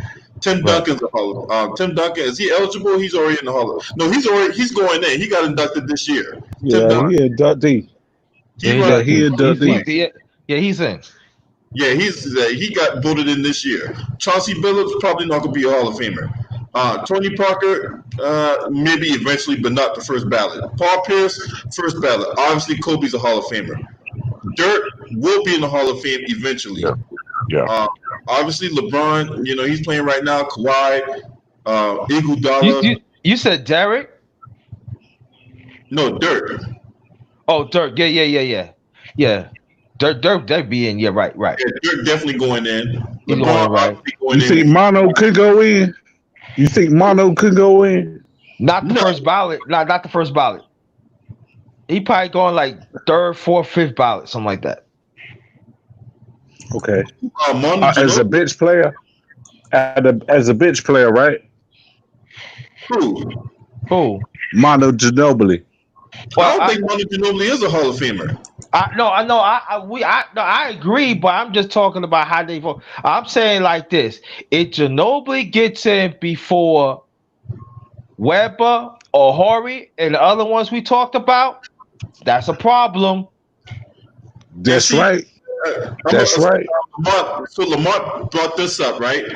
He said Weber couldn't lead the team through the playoffs. So how did Tracy McGrady get in first ballot? You got to explain that one. That's an excellent question. No, Chris Webber. When that 2003 Sacramento Kings, they could have did big things right there until he got hurt. I mean, Tracy McGrady couldn't even get out the first round. At least Chris Webber played in the Western Conference Finals a few years. Yeah. Two-Roll, let me ask you a question. Did you on the first ballot? Nah, Two-Roll, let me ask you a question. Did you did a video about Chris Webber in the past that he should be in the Hall of Fame? Yeah. I figured that. Yeah, go check that out, yo. And he makes some valid points that I was talking about. That this is what I'm saying. It is players that getting voted in the Hall of Fame. I don't understand like Weber. Or you know what I'm saying? Like people can talk Robert Horry once. Robert Horry had over 18,000 points. He hit game winners in the rest when it counts. And I'm just saying. I mean, Grant Hill's a great Grant Hill. All right, I feel they put Grant Hill in there for longevity. How do you think I'm accurate? I'm saying that. I think people gotta remember this too, though. It's not the NBA Hall of Fame; it's the Basketball Hall of Fame. So yes, sir. Yes, sir. They taking what they did in college. And yeah, Olympic ball. They taking they that. went back-to-back titles. Duke went back-to-back titles. Right. He was there. So and I think he was like the ACC Player of the Year 1 year, whatever. So you got to take that into account on the resume. Like when a lot of people say, "Well, Yao Ming not a Hall of Famer," but you got to also take into account what he did when he was playing over in China, right? Their league and how he dominated their league. So like, I used to make that mistake years ago when I used to just be like, "How the fuck is this dude in the Hall of Fame?" You know. But then I look at it when he did in college. I'm like, okay, all right. Yeah. Hey, let me tell y'all this though. Hey, you think he ain't? I know he in the LB. Is he in the Hall of Fame? Chris Webber. But I'm telling you this. Do you think he ain't going to the Hall of Fame because of that mistake he made against my Tar Heels in '93?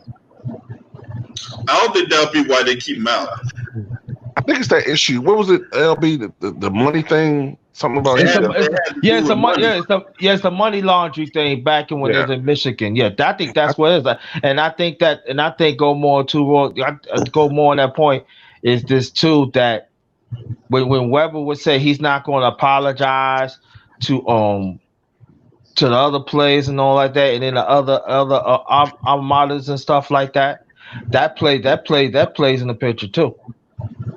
Right, because you gotta think about it. It's something keeping him out because this guy retired in 2008. This 2020. Mm-hmm. You know, so this what happened. So back in 2002, Weber was indicted on 5 charges, including obstruction of justice and lie to a federal grand jury, and having misrepresented his relationship with Martin. This had to do with at Michigan. Right. Ed Martin, that's what it was.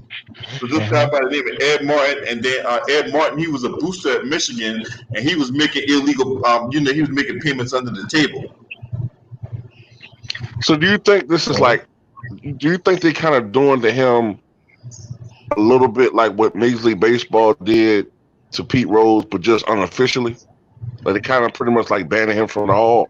Not from NBA, but they just like maybe like for whatever reason they just banning him from the Hall of Fame. Right.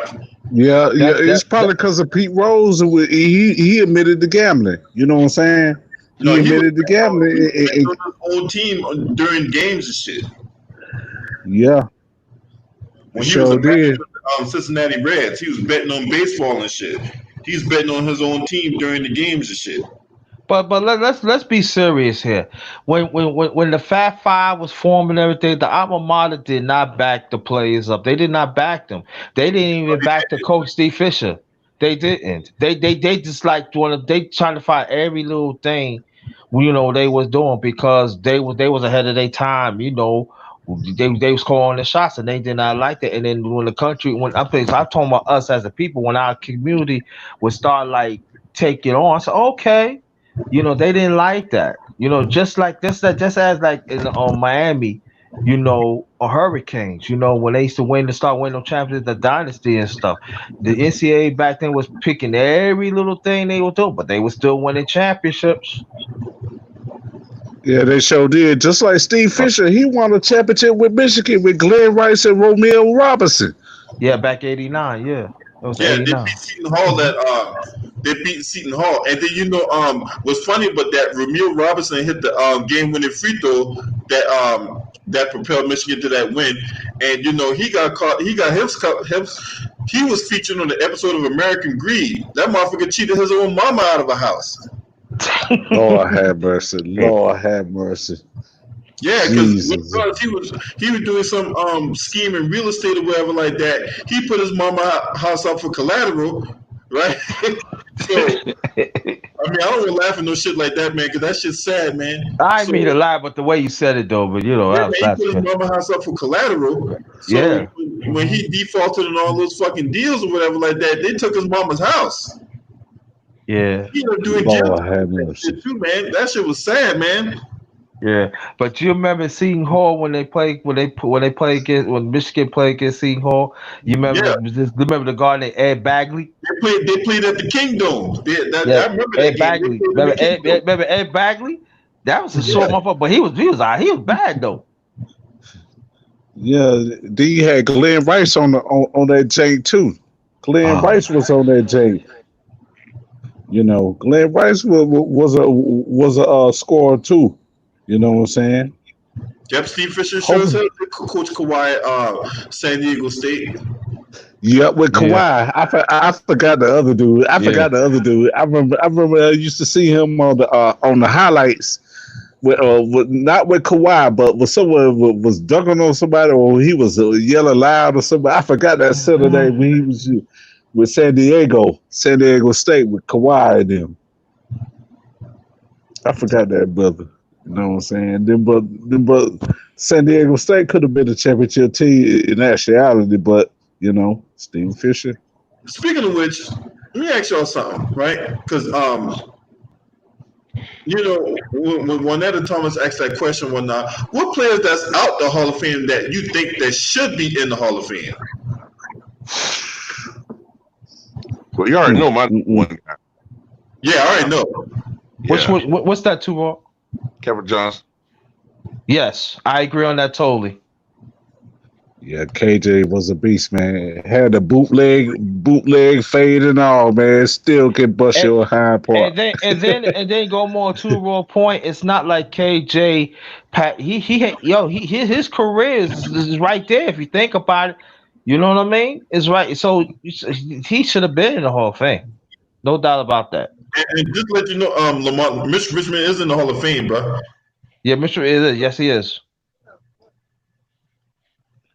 Man, let me tell you something let me tell you this about Town Biz. Town Biz made made a video about how they did Golden State Warriors when they had when they had Ewing, when they tried to get Ewing, but he went to the Knicks.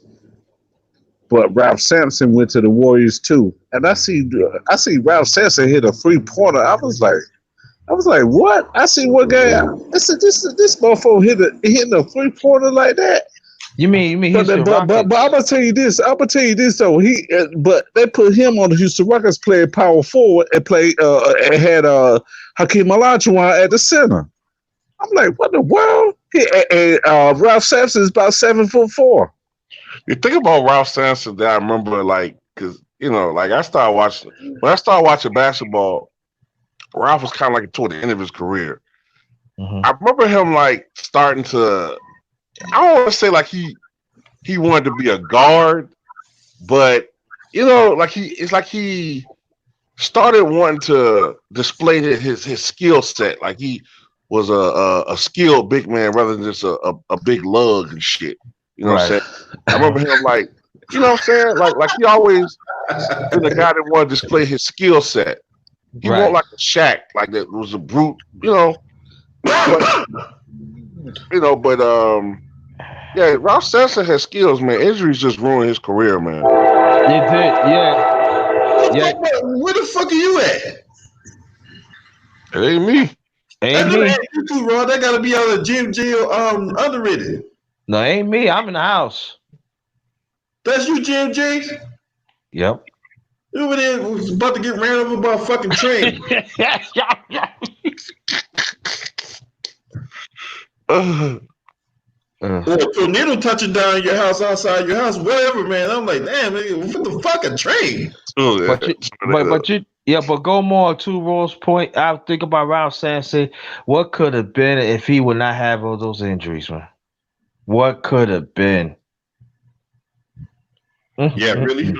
I like Mark Price too, man. Mark Price was a hell of a player when he played at Cleveland. Yeah. And plus he played big in the Dream Team too. And he played his college ball at Georgia Tech. Yeah. Georgia Tech had some good too. They had some pretty good teams in the mid 80s going to the 90s too. And I'm gonna tell you, Coach Kremis, he always used to go to New York, get them players. That's how you got Kenny Anderson. Yeah, Kenny Anderson, Stephon Marbury, John Sally, and a few others. Hey, underrated, you talking about that FIBA team? My bad. Hey, sorry about that. Huh? You talking about that FIBA team from '94 that Mark Price was on when it was him, Joe Dumars, Derek Coleman, right, 94, right, 94. Pardon me. Team. Yeah, it was about that team. I need to do. I'm glad you mentioned it. I'm gonna do a goddamn video about that team. It was 94, yeah, man. Because and then people don't understand. Mark Price been in the NBA at that time over 10 years. Right. Yeah. And he was still throwing, everybody threw a tail back. That was the most underrated dream team you ever think about.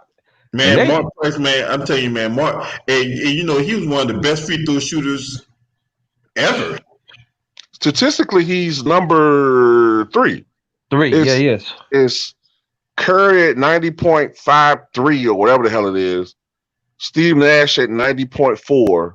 And I think he's like at 90.35. They basically tied. Automatic free throw line, man. Yeah. And if they had put if they allowed Mahmoud Abdul-Rauf stats, he'd have been up there too. Right. If you allow him, he's like number 1 or number 2. Yeah. He's at 90.5. And that motherfucker 51 years old, still better than Kendrick Perkins at 35. Killing him. Hey, but let me tell you this. I feel you on that. But let me tell you this. Did Georgia Tech with the lethal weapon 3 with Brian Oliver, Kenny Anderson, and what's the other one name? I forgot the other one. Went up against they call Shaq and Stanley Roberts, the Great Wall of China. Oh, that's when they played college ball at LSU. LSU, yeah. Stanley Roberts was no joke either, but he just cannot stay away from drugs, man. Yeah, Stanley Roberts, man, you talk about wasted career, man. He wasted his career. He had talent. He had talent. Yeah, he couldn't stay away from that juice, man. You want to answer that question? That question he put up there? Yeah, y'all think Drummond will make the Hall of Fame eventually? Who? Andre Drummond. Hall of Fame? Yeah. Hall of Fame?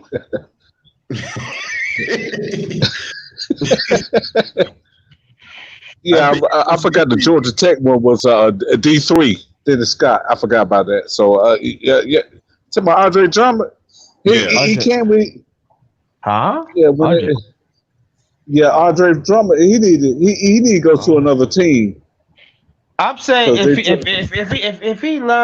he develops some more moves offensively, if he develops some moves, and then with his rebounding stuff, and I'm saying like if he do it like good, because he's still young. If he could do it like 6 or 7 more years, I mean, improving his stuff, he got a chance. But right now, nah, ain't no if they know. Well, how can I say this? Like, he's a great rebounder. He's gonna be a multiple time like rebounding champion. Mm-hmm. What's missing from him, as opposed to a Rodman and a Wallace, like those guys who are kind of marginal skill set, is he don't have the accolades. He don't have the championships.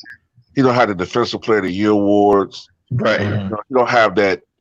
Yeah. You don't have that buzz. It's Drummond's a great rebounder. Like, I'm trying to think of that. Oh man, what's that guy, man? That was a great rebounder back in the 70s and 80s, but he never won shit. Sven Nader. I don't know if that name. Oh yeah, that he played in the 72 Olympic Games. Right. You know, Sven was a great rebounder, but he never was on any real great teams. Not like talking about it. Yeah. And I don't think he's in the Hall of Fame. No, he's not. But he had a jump shot. Yeah, jump shot though. Yeah. That's what I'm saying. Like that's where I'm saying Drummond, like if he don't go on a winning team and you know, and prove that he can be a asset to a team, like, you know, as far as like actual winning, I don't know if he going to the Hall of Fame. Off his numbers, I guess, but I don't know. Like, it's hard. I guess so. No, I said it's too raw. Like I said, that he got to develop some moves, because as we already know how the NBA changed right now is more into offense. Yeah. So I feel like this, like if he developed like some moves, and I'm saying like he can get you 18, 19 rebounds a night. But I'm saying if he throw like maybe 18, 19 points, and I'm saying like you say, he played like on a winning team, and you know, like that. Yeah, if he do that like 6, 7 years straight, oh yeah, he should go to, he should be in the Hall of Fame. But right now, nah, you know. Because I will give him this though. He has been working on improving himself, because remember, he used to be a horrible free throw shooter when he first came. Horrible, yeah, true, right. And now he's like, I mean, he's still kind of bad, but he's like 60-some%. At least he's not as bad. 60s. Like he used to be in the 30s. 30s, you know, low 30s. Right. He was historically awful. He was the worst free throw shooter in history at one point. So he's worked on his game. He's worked on stuff, but he got, like you said, he got to develop some type of offensive game and something. Hey, let me tell y'all something. Too Raw and all of y'all. You think Andre Drummond is like the Bill Cartwright of basketball? No. When he was with the Knicks? No. Cartwright was a scorer. You know, Cartwright had a jump shot. You know? Yeah, Cartwright. Even though as weird as it looked, he had a jump shot. Yeah. Jimmy, right. Yeah. As a matter of fact, the things that Drummond was strong at was Cartwright's weakness. He never really was a great rebounder. Yeah. You know, like, so I wouldn't say they were similar. No. No. Wouldn't go that far. I would say this, that Drummond, I think Drummond have a high ceiling. I can say that he still got time. Like Tuor say, he did got better, you know, free throws and stuff. But I can say one thing better. He should be better than Shaq when he was playing free throws. Right. Shaq was terrible, man. Terrible, man. Man, he couldn't help himself with them big hands he got. He had to shoot a certain type of way. You know what I'm saying? I know Shaq did his thing try to do his thing on the free throw line, but I see how he curl his hands and try to shoot a free throw. You know what I'm But saying? come on, So artist Gilmore shoot better 3 throws than him. Come on, man. and artist wasn't all that either. Artist probably stronger than Shaq. Yeah, he is. You know what I think it is? I think it's just. I think it's like. Well, you know what though? Artist has small hands too, though. Well, for his size, they were a little smallish. Yeah. I don't know what it is. I don't know what it is, but I do notice that strong motherfuckers can't shoot free throws well. I noticed that. Like Wilt, Shaq, Ben Wallace. Yeah. You know, most motherfuckers is like strong. They just can't get a real good feel for shooting the basketball from the foul line for the most part. But Michael Cage up in that Jake Gagey. Michael Cage. was that good either. Oh, you know what? To go more of Perkins. Even Michael Cage averaged more than Perkins. Come and think about it. Shit. Cage led the league in rebounding in '88. Cage was getting rebounds. He was a walking double coming off the bench. And sometimes he used to be like 10, 11 come off the bench. Come and think about it. Put some respect on Michael Cage, man. Word. Come and think about it. The more I think about it, man, I'm almost becoming more certain, man, that Kendrick Perkins wouldn't even made the NBA back in the '80s. Hell no. Man, he wasn't even making a tryout. Fuck out of here, man. Y'all being too kind. He wasn't make a tryout back then. They look, oh, Kendrick, oh, no, yo, matter of fact, go to Food Line somewhere, man. That's where your career at, man. Go to the Food Line. You doing the Food Line bagging groceries and shit? Yeah, he did a bad go. He probably fucked that up too. Little splinter man. I don't like that nigga, man. I'm gonna cook everything. Little split. Oh, he good catching splinters. Fuck out of here, nigga, man. Split. Yo, split. Lord have mercy, boy. Splinter, non-baggage. Yo, hell, I like that nigga, man. I don't like him, man. And shit. Yeah, man. Full line back came to get a job bagging, but you can catch a good job catching splinters. Oh, I don't like this man. Ooh. Yeah, Kendrick Perkins, man, he's fucking disgrace, man. You know what I'm saying? I'm like, how did you end up in the first round of the NBA draft? How? I'm still trying to figure that out. I'm still trying to piece that puzzle together. How did he end up in the first round in the NBA draft? I could tell you one thing, man. Wherever crack they smoke, I don't know what it was. I don't know how he do. Like, I don't. And even when he was in high school, he wasn't really all that either. I mean, he averaged in high school. I looked up his stats. He averaged 27 points a game his senior year. That's 1 year, but that's one. Dad hate gathers. Dad hate gathers because when he was healthy, do more than doggone Kendrick Perkins. A lot. No. You can't even compare the both of them. If Hank Gathers would not have that heart condition, we talking. He probably be in the NBA. Probably be a Hall of Fame. Yeah.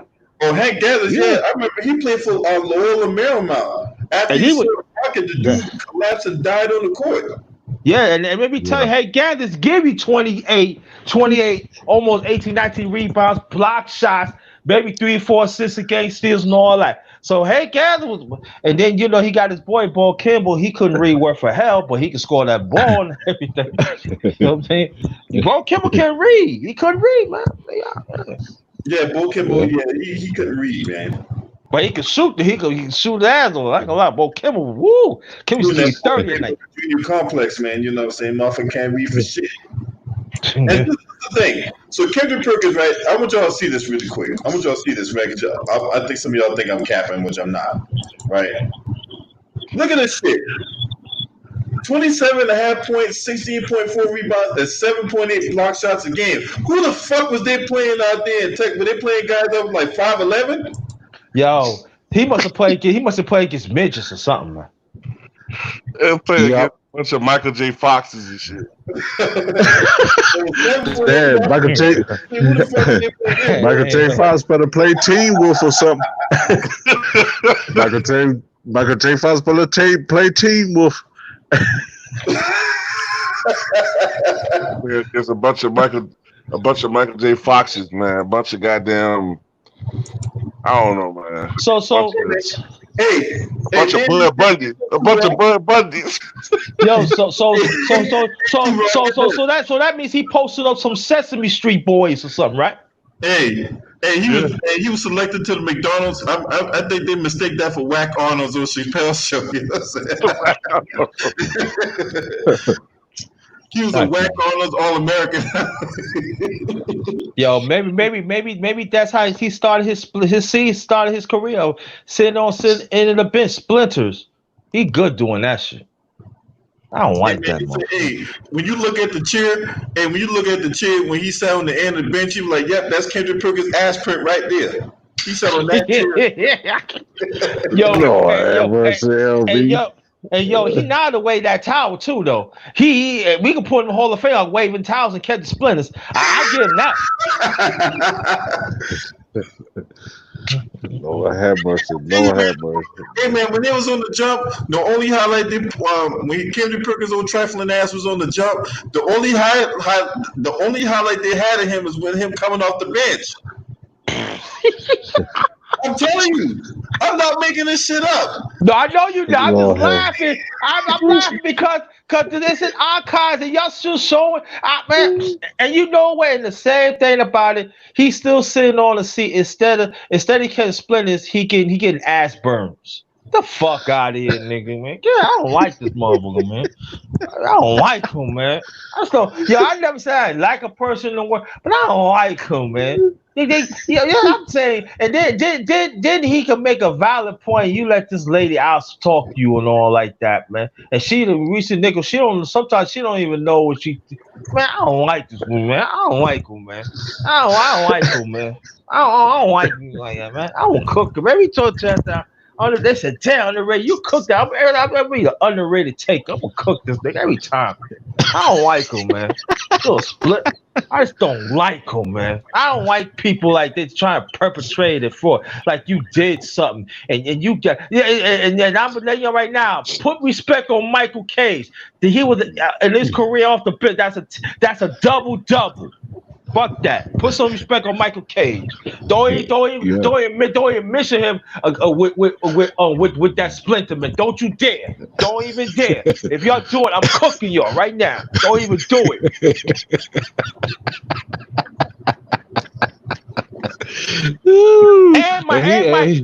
and Michael Cage. And he was a southpaw. Right, he was a sophomore, and plus he played over 10 years, and he was even towards the end of his career, he still give you 8 and 8. Get the fuck out of here! Don't even put on man. Look at this article here from Bleacher Report. I pulled this up, right? So now you know why Kendrick Perkins was in his suit and tie the whole time too raw, right? Wow. Because the Cavaliers released him and they brought him back in as a fucking assistant coach.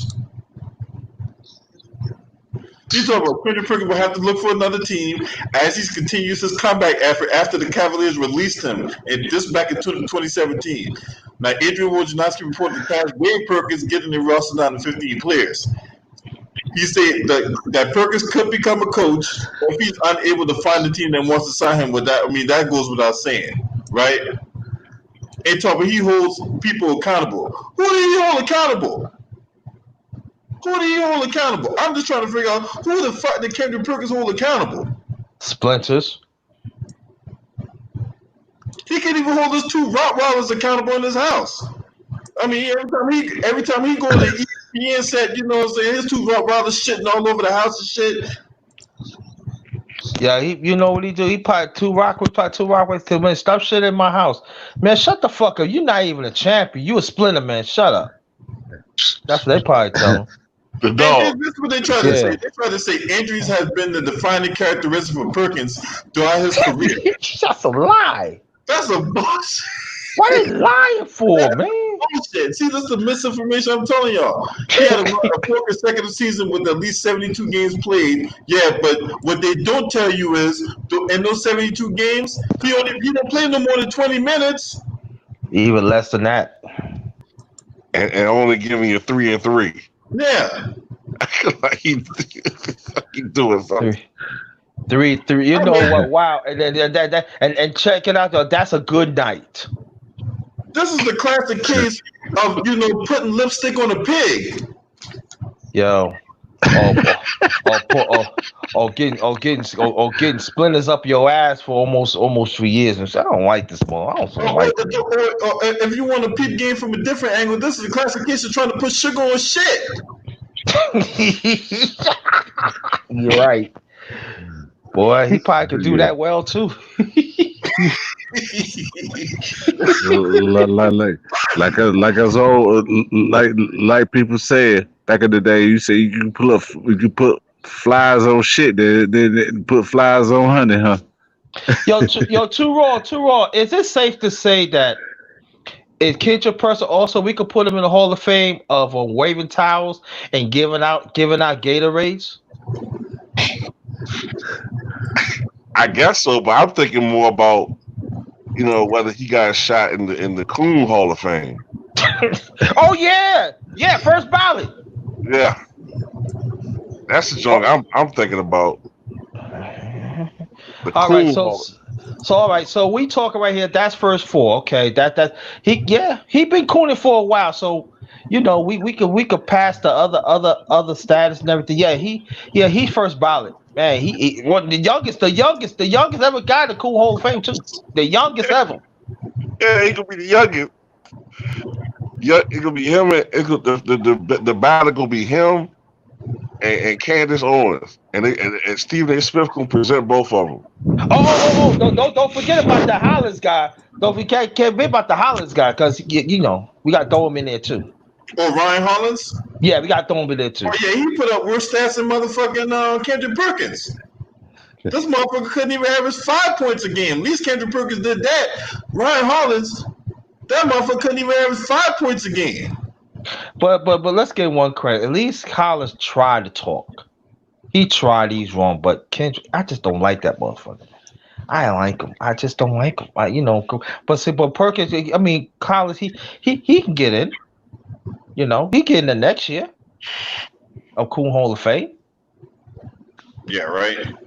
Yeah, but Perkins though, he go all extra with it, man. Like he just you making dinner or something, man. You really getting your knees dirty, Kendrick. Why are you doing? Hey, get this, right? Look at this bullshit right here, right? Now, this is an article back in 2008 when Kendrick Perkins played for the Boston Celtics, right? Remember, this when Dwight Howard was Superman. But, over the years, through ass injections from gay dudes and whatnot, he got a hit of that kryptonite. But,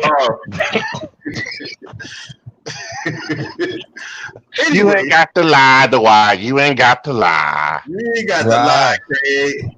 Just tell you just tell them they they got into the dead end street. We understand. Look at that shit. They call Kendrick Perkins the X Factor. He'll be matched up against the best in the league as last year's NBA defensive player Dwight Superman Howard. He got himself calling him the Beast. What beast? Split. You are a beast on the basketball court, but you sure as hell you're closer to a wildebeest than you are a beast on the basketball court. Man, he's a Buffalo Splinter beast, man. He's a wildebeest. Shout out to Billy in the chat, man. Salute to you, homie. Oh my God. I don't like that motherfucker. I just don't. The beast. You know Brock Lesnar. Yo, man, listen, man. Yo, only thing I think about Perkins, he a little beast can. Get out of here, nigga. I don't like you. You know what I'm saying? Hey, look, I can go buy a can of Spam, put that bitch in my fucking cupboard for 6 years, pull that bitch back out, chop it up, and make a meal out of it, and that still has more value than Kendrick Perkins. Shit. Damn, LP. So you say you go get the spam can, let it sit for 6 years, and while all those years, Kendrick Perkins still catching like catching Hall of Fame splitters, and you saying that the even spell outweigh Yeah, him. yeah, exactly. Damn, And don't damn, put, hey, that's underrated, do cold, me a yo. favor. Do not put Kendrick Perkins and Hall of Fame in the same sentence. They should be like allergic to each other. Okay, my fault. So no. I tend to disagree. No. He waved the towel and carried Gatorade. He got to be the candidate for the Hall of Fame with that. Come on, y'all. Hall of Come Fame on, for you gotta that. work. You gotta work with me on that. Come on, y'all. He's very good doing Hey, that. Yo, look, he's very good getting up and doing that, though. Come on, look, we got. underrated. Hey, Kendrick Perkins couldn't even pass Gatorade without spilling it on the floor. Yeah, I'm trying. All right. Okay. Okay. I got you. Okay. I try to say you, kid, I'm trying to put you in the Hall of Fame or something, but you got numbing every day. You the cool Hall of Fame, so that's what it is. He can't even coon right. You're not even a good coon. Even cool, right?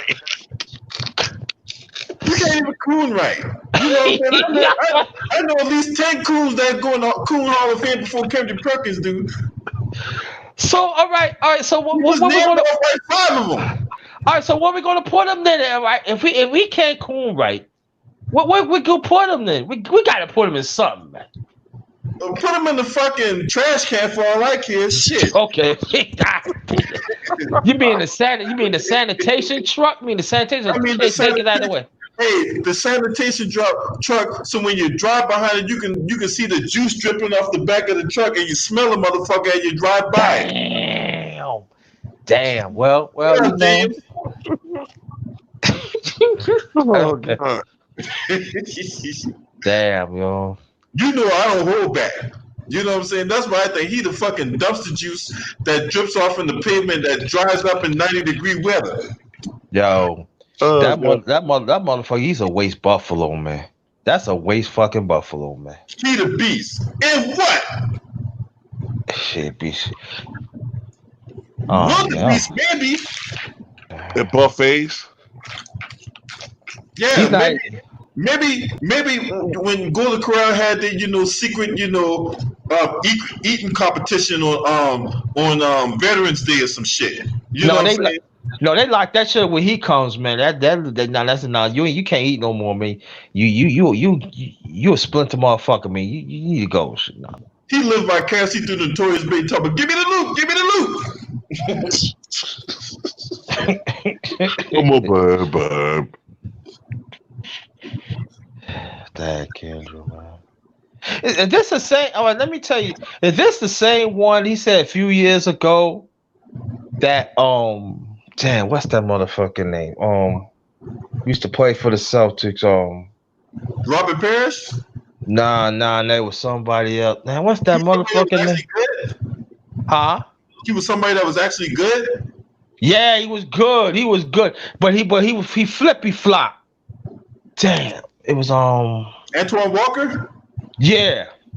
He was talking about Antoine Walker was and shit and this and that, and then he flip flop on that. Hey man, you see Antoine Walker Whitley? Hey, that motherfucker wore a suit one day and the one button looked like it was gonna fucking just go pew, hit you right in the fucking eye. Yeah, the button said, "You have to be kidding me. You button me up." Button was like pew. Yeah. That button looked like it was gonna hit Jenna Wolf in the eye, you know what I'm saying? Mm-hmm. That motherfucker was so goddamn fat. The one button holding on for dear life. That button holding on for dear life, man. That button holding on like how a suspender hold on to a fat girl. You know what I'm saying? Yeah. And that's the same motherfucker was flip flopping a Paul Pierce. Make up your mind. Which dick? Which dick you sucking, dog? Maybe he grabbed. Hey, in some pornos they grab him with both hands and shit. Oh, they use that shit as a fire. Right. Yeah, use that shit as a fire hose. Shit. They grabbing them off. They got a dick on each hand. You know what I'm saying? That's Perkins. That's Perkins, man. He got a dick on each hand. You know what I'm saying? Double fist Perkins. If you bring in like Damon Jones and who's Oh that? man, Damon. Oh, Damon be cooning. Oh my goodness. Especially looking for LeBron. LeBron this. LeBron that. God damn. Do you ever say you say LeBron name more than you say your name, nigga? What's wrong? I tell you what, man, he saw the light, man, after he got dunked on by LeBron. Yo. LeBron this, man. LeBron. Yo, I don't care anybody said. I said LeBron is better than Michael Jordan right now. How can you say that? How can you say that when LeBron ain't got the rings for you? You got more losses than Michael Jordan got rings, though. That's my point, right? Hey, this when Damon Jones saw the light. Watch this shit.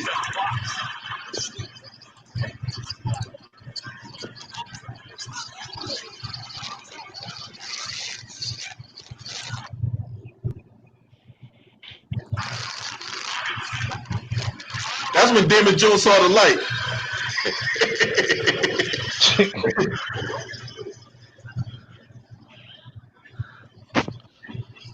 Oh boy, this was my time. You gotta see that again, man. That's what funny as shit.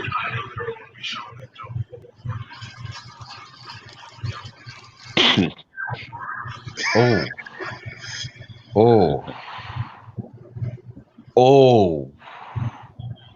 Looked at him. Hey, with his career, LB too raw and underrated. Yo. What is his career worse than? I think you say between Jerry West and Wilt Chamberlain combined. You think? LeBron's NBA Finals record. But Jerry West got the worst record. He's 1-8. He's 1-8. Yeah, he got the worst record. Yeah. Yeah, 1-8. Yeah, because he always loses. Okay. I'm sorry. But Wilt had the what's it called too. He has some problems with the Celtics. You know what I'm saying? But you know, come to find that. But you know what? Oh, sorry about that. Are you cool? He did lose to them a lot, but the only thing I understand in Wilt's defense is that those series and those games were closer than people like to give Wilt credit for. Like, you know, considering that Bill Russell had all that fucking help, and considering that Wilt was playing with washed up people like Paul Arizin and Tom Gola. Right. I mean, I'm not knocking them, but they were like more like stars from the 50s. Considering who he's playing with, the fact that a lot of those series were still going down the wire. Right. That's why, I mean, I don't hold it against Wilt as much as some other people do. You know, he lost. He did lose, but I think it wasn't like he was getting blown the fuck out, you know, in the finals like LeBron. It was like 4-0, 4-1. Most of the series went 6-7 games. 6-7 games, right? And at the same time, and plus he put up the stats. And then you got, and now people don't understand. I think that to me, people ask me if you start an NBA team, who you start? Wilt Chamberlain all day. And you got to understand one thing though too. Like, and that's I'm glad you're talking to Raw. Like the players that Wilt Chamberlain was having, like he was saying, they were stars in the 50s. Right. So when they was in the 60s, they wasn't what they used to be. So that's what I'm saying. Wilt Chamberlain never really had a real supporting cast. I mean, was like going on 10 years. So picture if people that have like a real supporting cast, like in the early 60s and stuff like that, you know, we probably saw Wilt Chamberlain maybe in a different light, but you know, Bill Russell had better supporting cast than Wilt Chamberlain. We got to understand that. But Wilt Chamberlain, he did.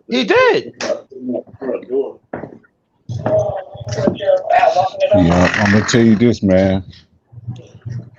I say Kareem went the more finals, and Bill went the more finals. But Kareem and Bill, I know Bill got the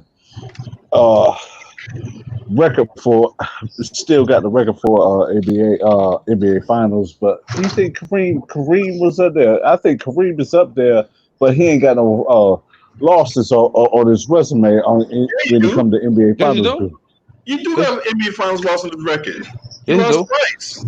Yeah, No, he he lost lost. 3 times. I'm sorry, 3 times. He Three lost times, yeah. 4 of them. He lost 4 because he Yeah, lost. He lost Oh, in right, it was four. It was four, right? because he lost in '89 to the Pistons. 89. got swept by, that was his last year. He got swept Right. by the He lost in He lost He lost to to Philadelphia. That's 83. Yeah, he lost to '83. Philadelphia. He lost to the They Celtics. lost in 84. '84, That's and they two. lost in '74 when he was with 74. Milwaukee. Right. And they played the Celtics. This when Milwaukee was in the Western In the Conference. West, they were the Yeah. Western Conference at the time, right? Right. He lost 4 times. That's 4 times. But let's be honest, it's better than LeBron. Better than LeBron's record. Yeah. Yeah. James, you want to hop in? Yeah, man. I mean, definitely. His finals record. Man, I'm gonna tell you this, man. Go ahead. Oh, go ahead. Underrated. This Now I'm gonna underrated. say one last thing, but you know what's so crazy about Kareem Abdul-Jabbar record? You know, he started winning championships because he won a championship back in '71, and then like in '79 he won with the Lakers. So if you think about it, from late '70s all the way up to '89, Kareem didn't really lose all that much. If you think about it. No, the matter of fact, the NBA, man, look, the Lakers practically ran the NBA. They went to the finals 9 times in the 80s, man. Dang. Yeah. Dang. The only time they lost, the only time they didn't make it to the finals was against the Rockets. Yeah, the Rockets played the Celtics that year. The Celtics won it. Right. And yeah, and '81 they didn't make it too. They lost to Houston, I think. Right, when Moses Malone was at his prime, they lost. Right. To them there. Right. Mm-hmm. But every other goddamn year, the Lakers is in the Western Conference. Mm-hmm. Yes, sir. So Kareem had a nice little 10-year up in the 80s, huh? Yeah, win out, lost. Yeah, but I'm talking about like the last 10 years. Kareem was like winning. Man, the Lakers, man, god damn, man. Look, when I was growing up, man, the Lakers was in the finals every year, practically. Yeah. It sure was. I was like, yo, Celtics, Lakers. I used to watch NBA on CBS when they had Dick Stockton and Hubie Brown or Dick Stockton and Tom Heisen. You know, Tom Heisen he played won a couple of championships with the Celtics. I was like, yo, man, Tom Heisen. Tom Heisen was a trip, man. Tom Heisen. Right. What up, brother Jay? What's down with it? Marv Albert, all the great commentators. Salute to all of them. But see, I like what y'all talking about Kareem because people sleep on him. But let me tell you something. Anybody that lose 2 games in a 4-year span in college on that level showed me what he can do because he went through all the adversity. Then how hard it was going through those times as far as a black man. And he never let none of that discourage his game. He still came out day and night and gave a good effort, gave up good numbers, good rebounding, put his team in position to win. So that's another reason why I don't see the brick in my top 5. Because if you ask me, my top 5 consider Jordan, Magic, Bird. I got Kobe and I got Kareem. That's the top 5. Now, I understand people, they play the same position. Now, Kobe could play the 3 if he wanted. What you call it could play the 5. I mean, the 4, Bird. But, you know, when you got Magic at point, Jordan at shooting guard, you got Kobe at the small, you got Bird at the 4. Because of the way the league is, he could be a stretch 4. You know what I mean? And you got Kareem with the skyhook dominate. Man, that's the greatest all-time 5 that I can put out there in my head as far as what they gave to the game, how hard it was for them, the adversity they came through, and them just staying on one team dominating. I know Kareem went to Milwaukee and then traded to the Lakers, but at that time, Milwaukee was investing in me, and he was a high draft pick coming out of college. So, of course, they was going to go for Kareem, you know what I mean, to add to the nucleus that they had already. But other than that, man, I put Kareem top 5, man, all day. Well, let me tell y'all this. Let me tell y'all this, though, brothers, and live chat that's in there. You think, you know, Kareem had Bill Walton, you know what I'm saying, and the rest of the, you know, and Bill Walton won his stuff, man. You think Kareem's still the best all over Bill Walton? You know, Bill Walton had a foot injury, you know. Bill Walton had a great college career. Yeah, his NBA career wasn't all that. But... Wasn't all that. He squeezed out one in 77, but it was like the fall of Philadelphia. If Philadelphia would have played like a little more defense, that could have been changed too. But you know, but he had a great college. He had a great college career. Oh, no doubt about that. I think one of the greatest college players ever. Bill Walton. I put him like top 5. Won 88 some games, you know what I'm saying, twice in his career in college. Yeah, just like I still put Kareem over Bill Walton though. Oh yeah, definitely. Yeah, man. They got. Oh, sorry. Go ahead, Terrell. You go up for me. You can go ahead. But you know what I'm saying? They try to. I tell you this though. When it comes to the ladies, you know, it's UConn with Gino Auriemma. But when it comes to the men's, it's UCLA. You can make a case for Tennessee with Pat Summitt. You know, they were dominant for quite a while. For a minute. For the 90s, bro. When I was in high school, junior high, that's all Pat Summitt. Yeah. You know how many you could get to the ladies' pros, bro? Like over 800 wins. Let that sink in. No, it's hard to get, bro. One big. You know what I mean? But you got to worry about recruiting, keeping these people in line, and their grades up, and everybody coming out performing on a high level for you. I tell someone one of the all-time. I tell you what, my favorite women's player at back in the day was Shamika Horsclaw. Queens. For Queens, baby. That's right, New York, baby. That's my shit right there. I had a crush for Shamika. Oh my God. What? Yeah. Oh Lord, have mercy. Oh my God. New York, baby. We be reading mine. Start with the LB. Oh my God, Shamika. Oh, I had a crush for Shamika, boy. I was like, yo, Shamika, you a giddy. You come see me. Cool. Yeah, I'm saying, much as I like Shamika Horsclaw, you know what I'm saying?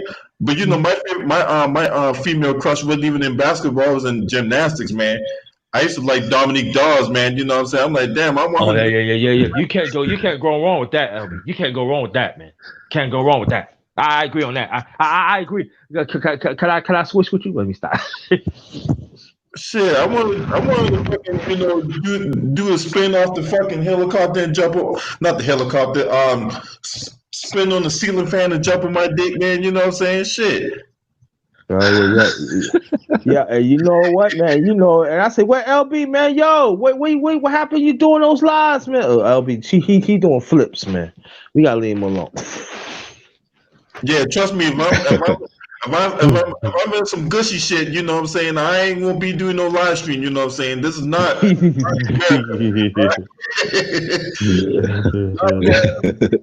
Reality Kings or whatever fucking porno that you jack off to at night. You know what I'm saying? Yeah, I ain't fuck with LB, man. You crazy, bro. I ain't mess with you. I ain't touching you. I ain't touching you no more, man. You off, dog. I thought I was off, man. You off, dog. But that's not a bad choice though. I'll go with that. Yeah. So that. What about the girl from the band? What I missed?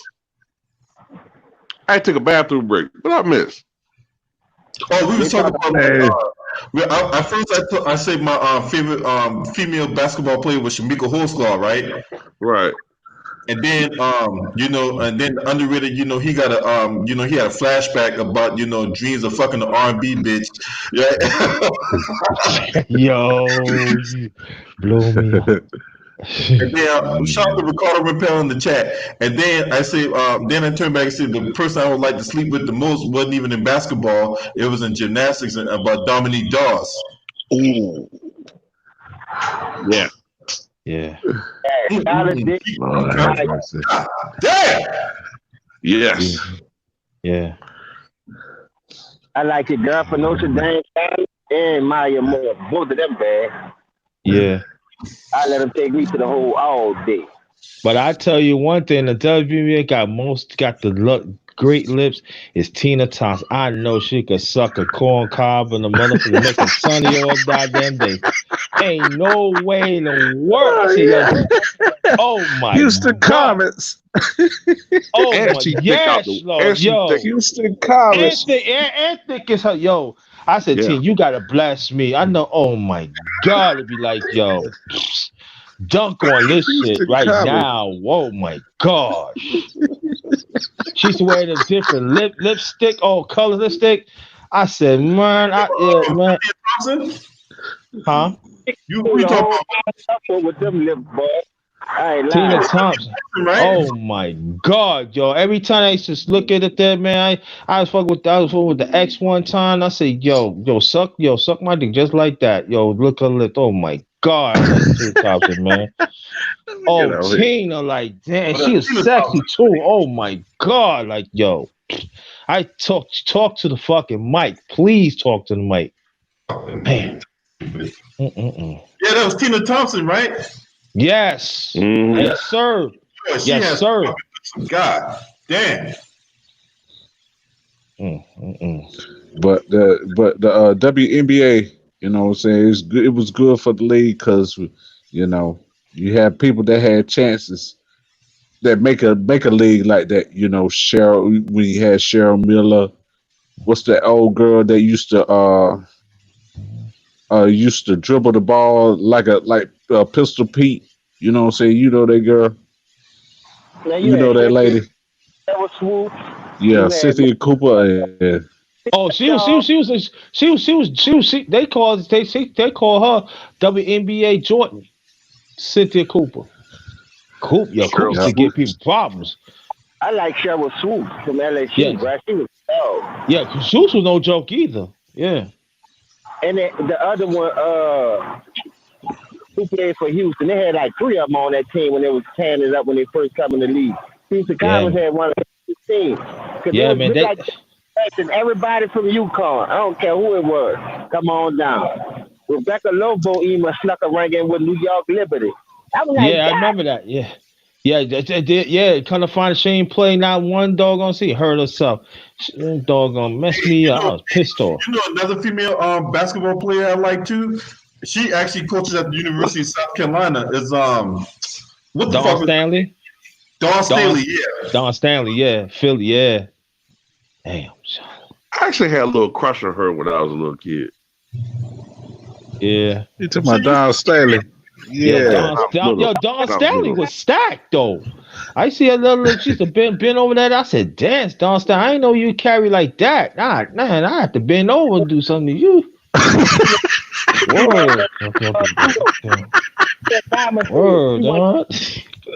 Lord have mercy, boy.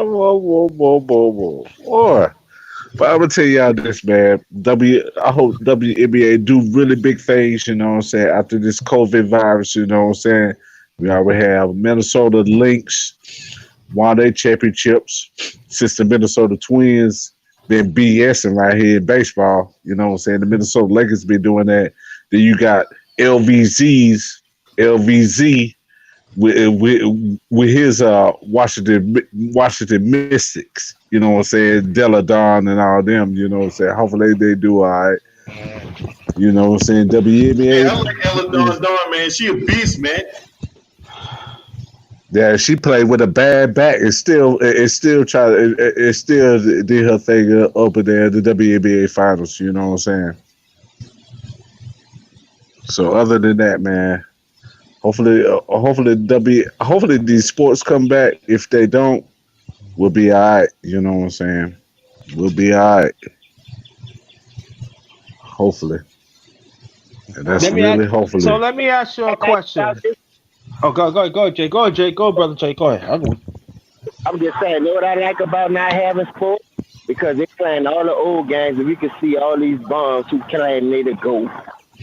Because they were showing the Brian 2007 and that 2013 and 14 series, nigga saving his career. I like that. I like it. That just made me like have to put a smile on my face. I don't want basketball to come back right now. Let me watch all the old school games, catch up on my history, and see all these trophies out there. That's right, James. Tell look at this, man. Some of y'all niggas don't know nothing about basketball shit. Exactly. Yo, and you know one thing I like to go on the brother's point too, man. I like watch some old games because we see some pretty good bench players, man. Bang, I love that shit, man. Better than motherfucking 0.0 Coon Perkins. Yeah, yeah, man. I believe my girl Charlotte Smith, who may hit the game-winning shot from doggone the Tar Heels, can do better than Kendrick Perkins. Wow. Charlotte Smith, when he hit that Charlotte Smith, when she hit that game in the shot, I was happier than a mug. I was like, Lord have mercy. So, but let me ask everybody a question. Now I know y'all remember the Philadelphia 76ers. They won the title back in '83. If they would have kept Moses Malone, I said about another 2 or 3 more years, do you think they would have won more championships in the '80s? Nah, Of yumping? Nah, I don't think so. because like you know, for whatever reason, like the Hey, Sixers we interrupt just this program for a news bulletin. Hey, I got a question in the chat, right? But we're gonna go back to that. Can Kendrick Perkins be a force in the WNBA? No. Hell no. no. We went from Draymond to Kendrick Perkins. Bums. I know they ain't gonna make it. Yeah. Hell Try no. to put the bowl. He tried to put the bowls on one of Brittany Griner might knock Kendrick Perkins out like she did one girl in Baylor. Nah, Brittany Griner. She been dunking on Perkins, getting posted poles. Yeah, hey, if I had an opportunity, if I could take Brittany Griner over Kendrick Perkins, I would take Brittany Griner. No doubt. I'll take it. That's 20 and 30. That's 20 and 30 right there. Yeah, I would take Brittany Griner. Hell, hey, y'all remember that TV show back in the day called Dinosaurs? Yo, stop. Lord have mercy, I remember that Jake, man. Knock a mama. I remember that Jake, man. Tell me you stupid. I would Little take the baby baby dinosaur. dinosaur over Kendrick Perkins. Knock a mama. Yeah. Whoa, this is Get the splinters. Lord have mercy, Jesus, boy, y'all just made my day today, bro. For reals, man. Kendrick Perkins was fucking in Kendrick Perkins, man. You know what I'm saying? Kendrick Perkins probably be doing the fucking electric slide after she put a crossover on them. Oh, I gotta play. She used to play NBA. I know WNBA. She used to play New York Liberty. She was like a power forward center. It's Kim Hampton. I know she's better than that bum. Anytime she can left hand too. That's right. She's better than that motherfucker. And she was not like a star, but she give you 10. I know she give you double every night. She been better than that fucking Perkins. Yeah, shout out to Queen Boy 601 in the building, man. Appreciate you. Yeah, man. That shit was crazy, man. She would cook his ass for real. You know what I'm saying? Is there anybody that Kendrick Perkins better than? No. Ryan Hollins. Oh. Well, yeah, there's one. Okay, so we got one. What you said too, Ron? Ryan Hollins. Okay, I settled for that. But hold on, but barely though. But too raw, barely though, right? It's barely, right? Yeah, but it's enough to establish that he's a little bit better than him. But yeah, barely. Okay, I can sell. I can sell for that. Barely, I can sell for that. Okay. I take Manute Bol over Kendrick Perkins. You still Manu. I take George Marathon over Kendrick Perkins. Who? George Marathon, the bullet hole center. I'm taking George all day, baby. Yeah, George Mirasan, he was big. Hey, I met that motherfucker too, man. I went to a game on New Year's Day when they played the Orlando Magic up here. When they played the Orlando Magic in DC, of course the Wizards got blown the fuck out. Yeah. And man, I saw him I met him in person, man. That motherfucker reminded me. Yeah, Decepticon took the words out of my mouth, man. He reminded me of the goddamn Giant Gonzalez. 7'7", this motherfucker remind me of fucking Lurch off of goddamn Adams Family. Damn, Giant Gonzalez. You mean Elegante in WCW, right? Hey, Elegante. With a cane now? El Gigante, huh? Is it true he's walking with a cane now? Yeah, yes. Yeah, that is true. It is true. Yes. Oh man. That is true. I take over him. Yeah. Oh, Two Raw, I got one for you and everybody else who's better than Kendrick Perkins. You never thought of this. Sean Bradley is better than Kendrick Perkins. I thought about that. I thought about him, but I ain't mentioned his name. But yeah, Sean Bradley better than Kendrick Perkins. Yeah, even though Tracy McGrady ended his career. yeah, true. I mean, he used to get they used to give him posters. I ain't gonna lie more than, but he better than Kendrick Perkins. Yes, he is. At least it was a shot blocker. Right, at least, right. Right. Got you a triple-double in points, rebounds, and shot blocker, Sean Bradley, too. Yeah. But so we got to maybe close. I mean, he better than Perkins.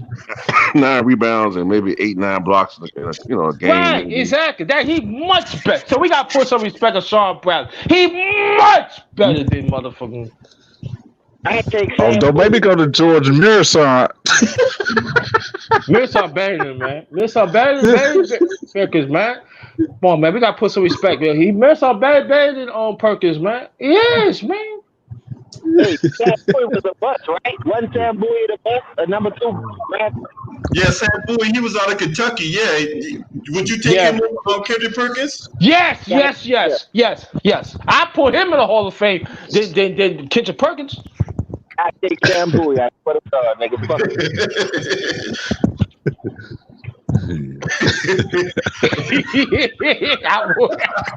Oh. Purvis Ellison? Huh? Yeah. Purvis Ellison? Hey, I got a name for you. Oliver Miller. Oh, yeah. Oliver Miller. Yeah, Oliver Miller cook him. He would cook. Yes, he would. Oliver Miller was all right, though. He could pass, though. Oliver Miller did his little thing. Yeah.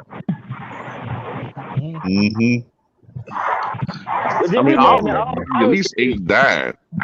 Yeah, like we named it like third stringers though compared to top 9 centers, and he got better than them. It's crazy because we name it like disappointments in the NBA, and they considerably better than Kendrick Perkins. So that tells you Eric Montross. Hey, I got another name Super for you. Bus. Yeah, he was a super bus. Right? Hey, I got another name for you too, Raw. Bryant Big Country Reeves. Oh my God, I was getting ready to say that, big. I was going to be big country. I would take him any day over Kendrick. Yes. And you know what? And big country gives you 10 and 10. That's right. Right.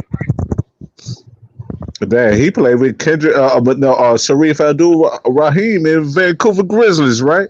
Yep. Right. Hey, I would take Strowman Smith. Great mind.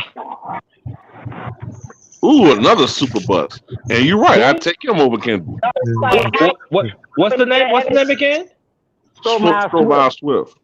Oh yeah, definitely Strowman Swift. Yeah, I think he was the first pick of the 2000 draft. Was it 2000? At the gym at LSU, man, we was hyped for that nigga. That nigga. Oh yeah, Stormer. Yeah, Stormer was alright though. Yeah, dunk on you. That's about it. Oh yeah, that's only he got hot though. Oh my God, he was throwing on you. Yeah. Yeah, Strowman Swift used to dunk on you and put the wing sign up there. It put the wing sign up there. I remember Strowman Swift. I remember he Put used the to play. weed sign on his hands. I remember when he came to New Jersey Nets. That's when they to New Jersey. I said he used to give people posters. I said, damn. Coming off the bench, give people posters. Man, no, that wasn't Kendrick Perkins. It was somebody else. I just don't like that motherfucker. I just don't like him. I don't like Kendrick Perkins. I just don't like that. Daydreaming, I'm thinking of you. There's somebody Like else. Aretha Franklin. Bill winning. I got a name for y'all. The late Caldwell Jones is better than Kendrick Perkins. Caldwell Jones. You talking about Caldwell Jones, Popeye Jones, Sister Jones, and Brother Jones is better than that motherfucker. Yeah, I got one. What? Chris Dudley. Oh yeah, I remember Chris Dudley. Chris Dudley was the same dude that got dunked on by Shaq, and Chris Dudley threw the fucking ball at Shaq after he fucking got pushed on the ground. Yeah. There had to be it's somebody, man. Somebody. Let me see, y'all. Man, who else? Jack Simmer in the Hall of Fame, he better than him. No, we can't. No. We cannot name Jack Simmer. No, not Jack Simmer. He's in the Hall of Fame. No, we can't name him. No. We naming bums. We naming bums, right? We name bums. We cannot. You can't name Jack. No. Yeah, Sigma. No, he ain't no bum. I see him in what's it called? No. Yeah, Jack Simmer was a. Jack Sigma. He did his job with Seattle though. He did his shit with Seattle with Dennis Johnson. Jack Sigma did work, so we can't put him in. We name him bums. Let me see, what's that bum? There's a couple good ones in the chat room. They say Cherokee Parks or Kendrick Perkins. Cherokee Parks. Yeah, dude. Then there's another one that say Michael Oliver Candy or Kendrick Perkins. Oliver Candy. No. The good Oliver Candy give near double. Yeah.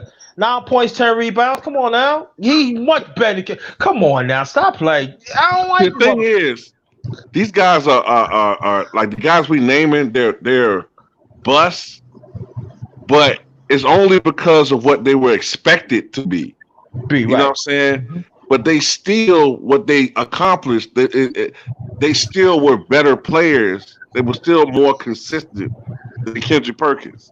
Right. That's how much he sucks. Right. And go on. Let me tell you another one. Abdul Nabi. When he used to play with Duke, he made the NBA Finals with Portland. Abdul Nabi? Yeah, he sucks. Yeah. Yeah, he sucks. He sucks. We put him with Perkins, man. We put him with Perkins. What you think about that one, LB? Keith Kloss. Darrell Jones asked about Keith Kloss. Oh, now he did suck. Yeah, he sucked. Yeah, that's true. With the Clippers? Yeah, he sucks. Yeah, he doo-doo, right. We got to put him with the Perkins. So Perkins got a tree now. He got a half a tree now. He might be down there with Perkins, Keith Kloss. Right. Hey, what do you think about Anthony Bennett? You take Anthony Bennett over Kendrick Perkins? Yes. Yes. Hell yeah. Hey man.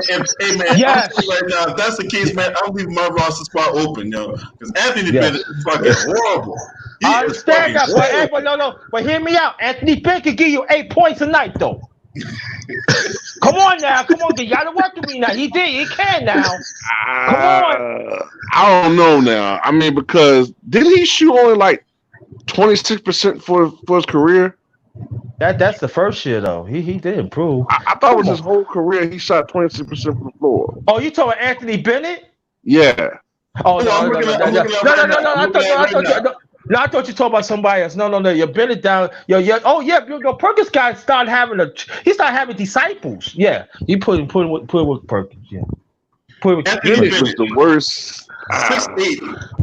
All right, so hey, y'all! I found someone that put up worse stats than Kendrick Perkins. Look at this shit. Look at this shit. Hold on, I'm about to put it up right there. I'm about to put it up for you right now. But the head go.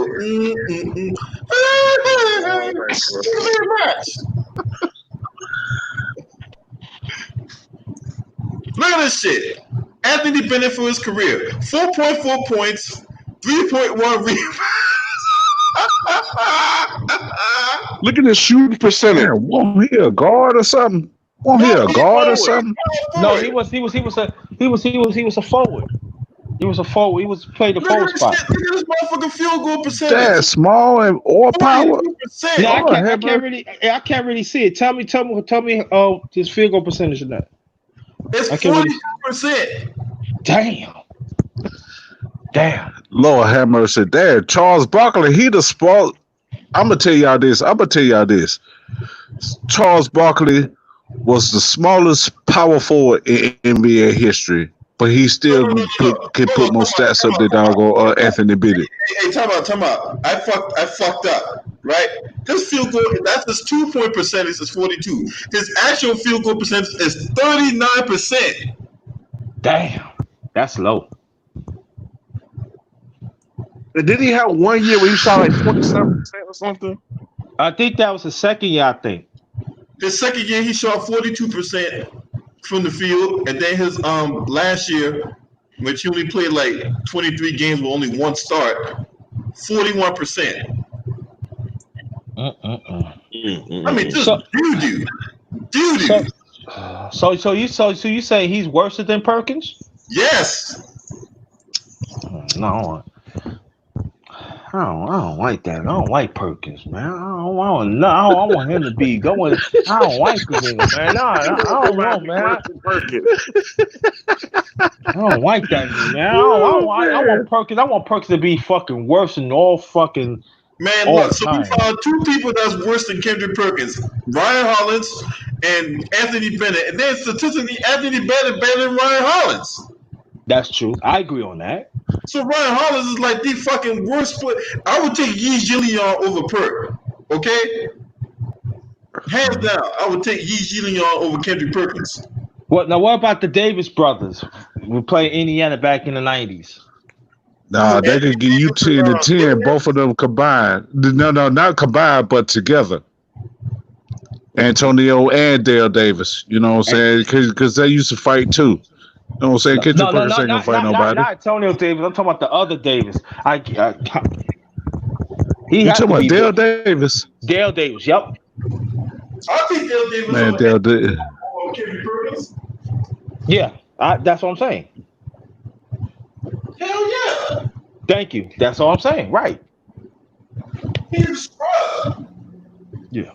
Dang, you might as well put Charles Smith up in that jank too. Nah, I would put Charles Smith. That Charles Smith is better than Kendrick Perkins too. He way better. We naming bums. We naming bums. Charles Smith had an eye career. We ain't gonna say he's a bum, but you know, he had an eye career. Fucking bum. I'll take Charles Smith over Kendrick Perkins. Hell, I'll take Mr. Clean before I take Kendrick Perkins.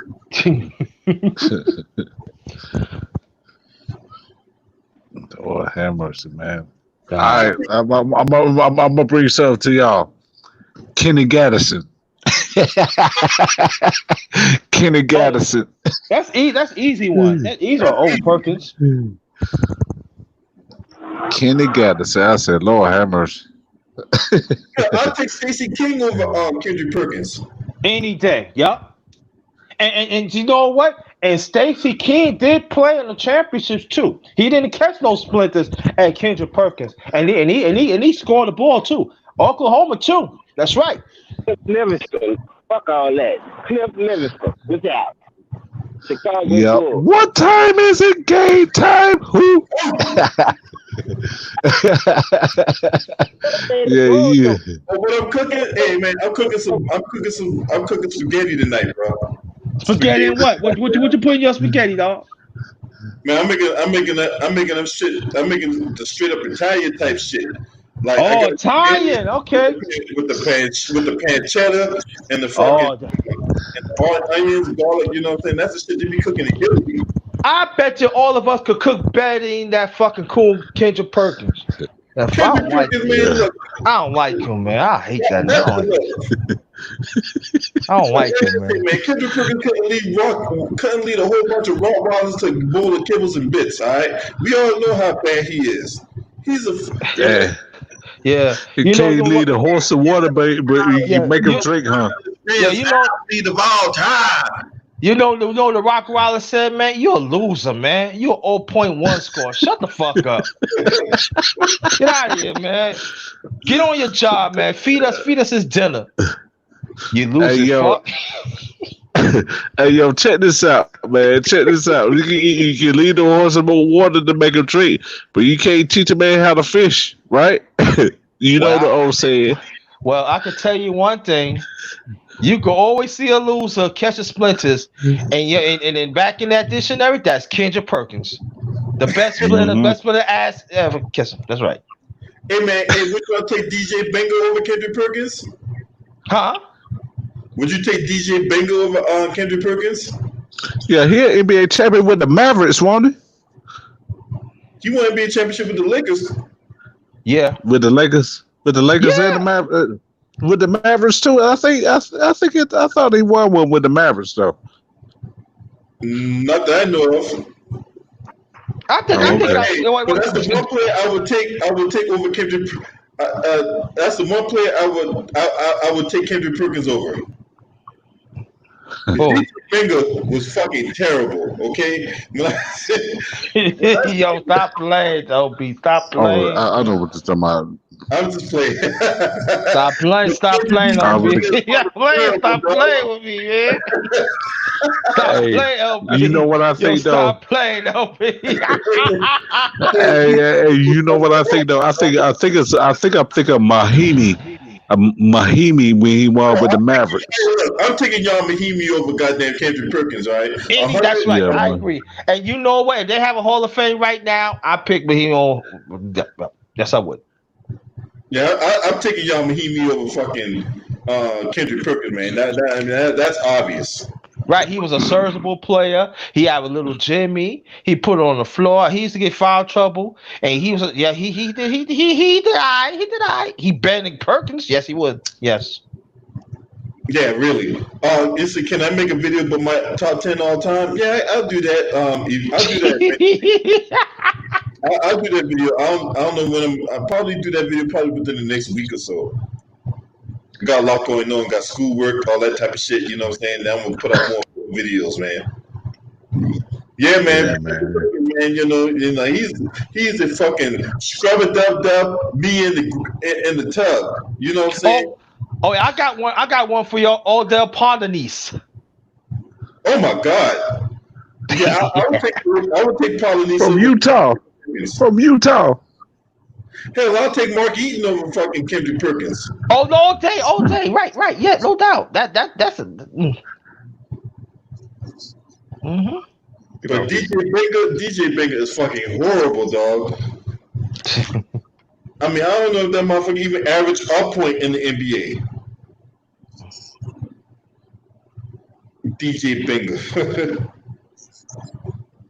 Let me see what his stats is. Let's see what DJ Benga's stats is. Now that someone brought that up, DJ Benga. Oh my god, he is so fucking bad. He played 7 years. Look at shit, dog. What? I know I'm justified picking Kendrick Perkins over DJ Benga. Really? Boy, look at these goddamn stats. I'm about to put this bitch up right here. Hey, brother, don't play worse than Kendrick Perkins, yo. What his name is? Kajani Dot? Remember that? He went there. Oh, shoot. Oh, have mercy, boy.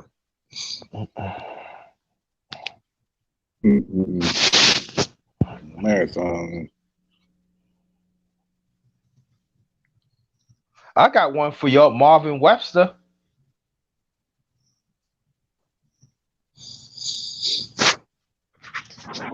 Oh, since you just said that name, I was trying to think of this dude's name for the Phoenix Suns for the longest. His name is Matt West.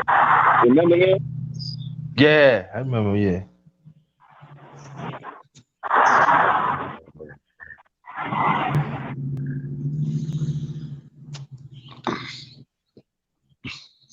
Chris Mims. He was better. Yeah, he was better than Perkins. Yes, he was. He definitely was. Yep. All right, so you pick this up, right? Before I was brutally interrupted. I'm Look sorry at this about that. motherfucking stats right here. DJ Binger, 234 career games, right? Mm-hmm. 1.8 points a game. Damn. That's worse. Too raw. Dang. Too raw. Dang. So we found Too raw, somebody man. that. So we found somebody that that Perkins that got over, huh? Where James at? James still in here? Yeah, I'm here. You see these stats, bro? Yeah, Look at that's these stats his whole career. Bust them shit up, James, too raw. 1.8 points a game. 1.5 rebounds his whole career. What's his height? DJ Binger is. They ain't even show his height. Damn, that's what. They ain't even show his height on Basketball Reference. Maybe that's why. hey though. That's the dude who played for the Lakers, huh? He's 7 feet tall. Damn. He's 7 feet tall. Dang. But Perkins, he's 6'11", right?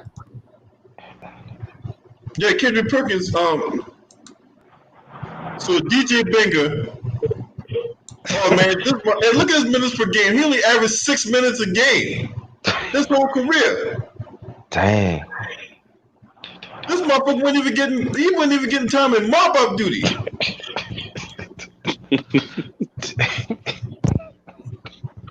Look at this shit. Damn, he wasn't even getting practice time. Dang. He was getting no time at all. He was getting no like like he could have been auditioning for the motherfucking Planet of the Apes or some shit. That motherfucker probably played Caesar. Yeah. So it's safe to say that he's better. So Perkins better than him. Do we have to say that? Because I really don't want to say it. Unfortunately, yes, we have to say that. I don't want to say it. Look, it's like, when you say stuff like that, man, it's like pissing out a fucking kidney stone, man. Yeah, I know it's painful, but it gotta get out. I don't want to, man. I gotta give me a drink, man. I can't believe this shit. Okay. All right. So Perkins. I don't even want to. I can't even say that. I can't. Okay, he's better. I can't say. I'm trying. Okay. Get it out, man. You know what I'm saying? I know it's painful. I know it's painful. But you gotta get it out, man. You know what I'm saying? Okay, I'm gonna get. All right. I'm gonna get it out on behalf of the people, on behalf of the LDBC and the people in the chat. The underrated one gonna say this, and trust and believe. This is fucking painful. Like a kidney stone. Like This a tight squeeze and shit. Very hard. What his name again? Kendrick Perkins? No, the other one. Or DJ Benga or Didier Ilunga Benga. Didier Bunga Benga. Kendrick Perkins. Man, I can't say this. Come on. He's I can't say it, man. All right, I'm gonna get it. He's better. I mean, Kendrick Perkins is better than. And you sound like right now. You sound like Squidward or SpongeBob when Squidward wanted to apologize to SpongeBob. He was like, "I'm so." All right, Kendrick Perkins. All right, so I got it. Kendrick Perkins is slightly better than him. That's the best I could do. That's the closest you're going to get from me, and that's it. The underrated one is slightly. That's what the underrated one said. And I'm saying he's slightly better. That's all I'm gonna say, and that's all I'm gonna say. I just literally said that Kendrick Perkins is better than DJ Benga. How the fuck am I capping when I said that? I just literally said that goddamn Kendrick Perkins is better than DJ Banger. Hey, I'm only averaging the people who average the same minutes as Kendrick Perkins. Look, the dude averaged 1.8 points his whole career. 1.8. You say he only played 60 that's the kind of numbers I would win for a fucking burger. Lord have mercy, boy. Oh man. Oh, okay. What about the Collins twins? What about the Collins twins? Look, when I'm wearing a burger on the fucking digital scale I got from Amazon, right? That motherfucker say 1.8 ounces. Okay. Damn. That's fucked up. Yeah, you know. Oh man, I can't believe. So we actually have to stop this growing disciples of Perkins. We have to stop it of this motherfucker. Damn, man. Yeah, we have to. Oh man, no, I don't want to stop. I mean, okay, we ain't got to stop. I will take Robert Sacre. Let's look at his stats. Robert Sacre, he played for the Lakers. You know what I'm saying? He was a bump to the 10th power. You know what I'm saying? Come on, man. You got to be Perkins, man. Come on, I'm rooting for you. I'm rooting for you. All right. His career stats, right? He played 189 NBA games. Okay. 4.2 points, 3.1 rebounds. All right. We got it. Yeah. Yeah. All right. Hey, underrated. Yes. Unfortunately, those numbers are not better than Kendrick Perkins. Nah. Oh, damn. Fuck. Why you tease me like the LB? Let me stop. Who said Jim Young was nice? Who said Jim Young was nice? Yeah. What did Brian Scalabrine average? Okay, let me pull this out. Yeah. No, I think Scott. I think we got a good one. I think he's better than Perkins. I got a feeling. I got a feeling. Hey, I don't know what kind of feeling you got. It must have been that feeling of gout, because Brian Scalabrine only averaged 3.1 points and 2 rebounds his whole entire career. Oh, man. Damn. We got to find somebody, man. He look like Michael Rappaport. He do, right? He do, yeah. He do like Michael Rappaport. Mm-hmm. Oh, I got one. Marvin Webster. Marvin Webster? Yeah. He used to play with the Knicks back in the late 70s. To early 80s. Okay. You're going to like this, underrated. Yeah. He averaged 7 points and 6.8 rebounds. Yes, that's what I'm talking about. Yeah, that's what I'm talking about.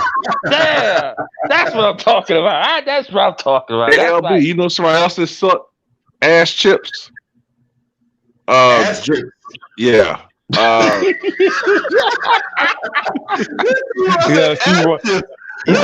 walked crazy. What you say, Big Mike? Big Mike? I said, you know somebody else that sucked ass chips? You talking about John Amici, Jason Collins, Jared Collins, Jared Jeffries? Yeah. He played for the Knicks. Yeah. No, don't. I think Jeffries got. I think he's just above Perkins. I really believe that. I got that feeling. Let's go for 2-0. Come on, 2-0. All right, so unfortunately, he averaged 4.8 points and 4.1 rebounds. Oh, damn, he's better. Damn. Word? He is fucking hot doo-doo. Oh, well, I got one. Kenny. I got what the Skywalker. Hey, get this right. Underrated. Listen to this motherfucker stats, right? Jared Jeffries, right? Mm-hmm. He spent his first 4 years with the Washington with the Washington Wizards, right? Mm-hmm. This is points, right? Mm-hmm. 4 points. Now he averaged 4 points a game on 14.6 minutes.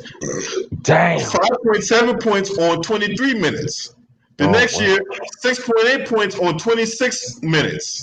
Okay. The next year, 6.4 points on 25 minutes. Damn. I mean, just fucking hot doo-doo.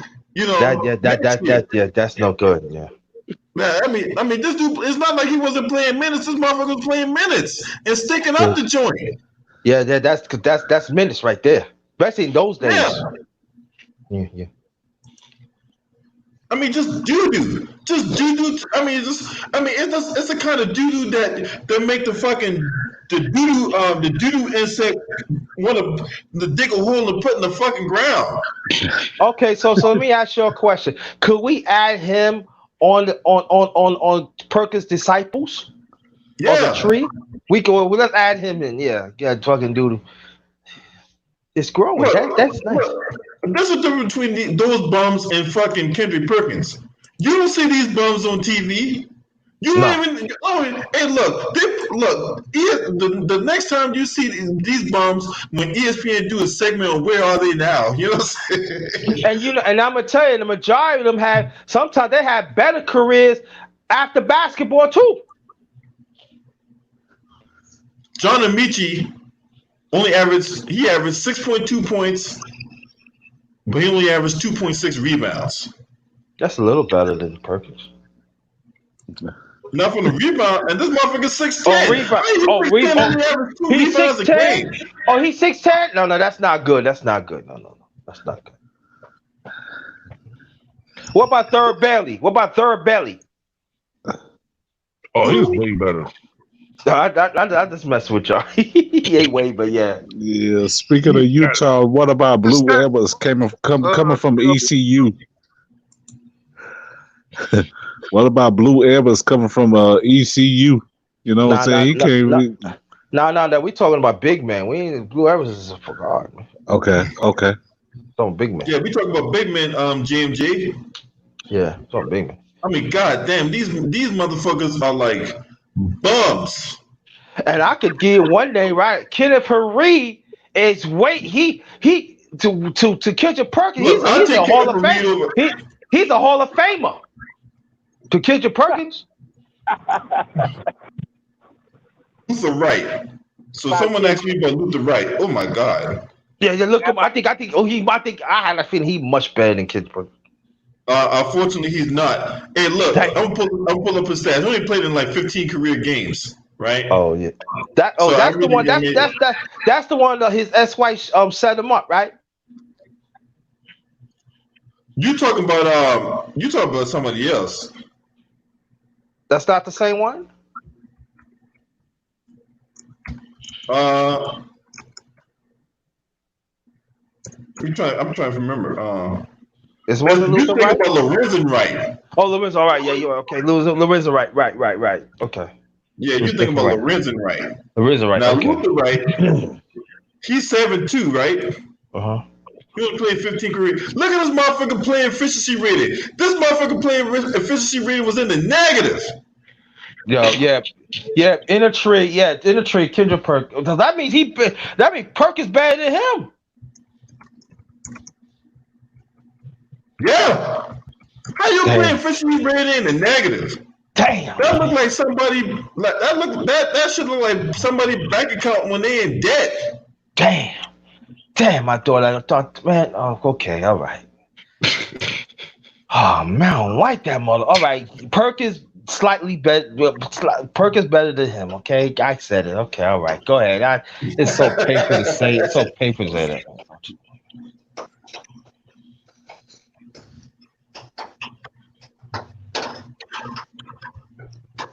Who else? Oh, have mercy. I had to say this with you, Roy Hibbert. No. We taking Roy Hibbert over fucking. That's obvious, man. That's obvious. Yeah, we can't say Roy Hibbert. No. I take Roy Hibbert over any day. Yeah. Bro. Yeah, I mean he averaged way more points and rebounds and shit. Come on. Yeah, exactly. Yeah. What about Eldon Campbell? That's obvious too. Obvious, yeah. Right. Okay. Let's see. Like Eldon. Just for the hell of it. I mean, I think before Shaq got there, Elden was averaging like maybe one. like.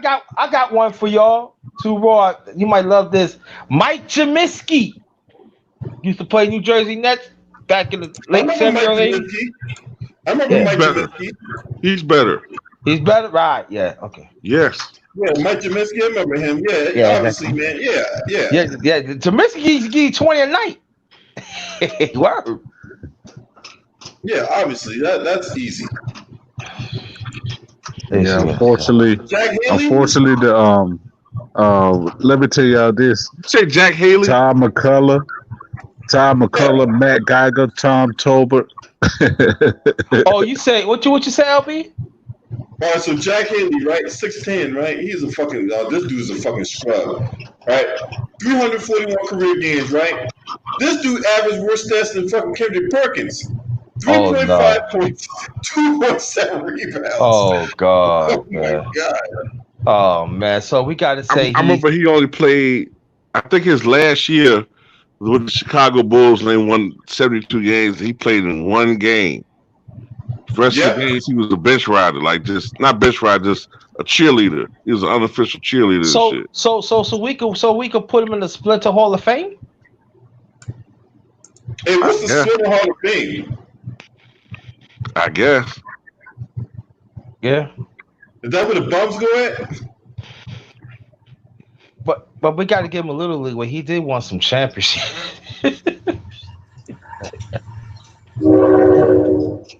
Yeah. Hey man, you look by a fucking train or something? That's J&J. Yeah. You look by a fucking train? No. This raining out here. Sorry about that. No. What you say, LB? Huh? What you say? You say I was what? Taking a dump or something? No, I said you look by a train or something? Yeah, man. I'm sorry, man. Let me mute you right quick.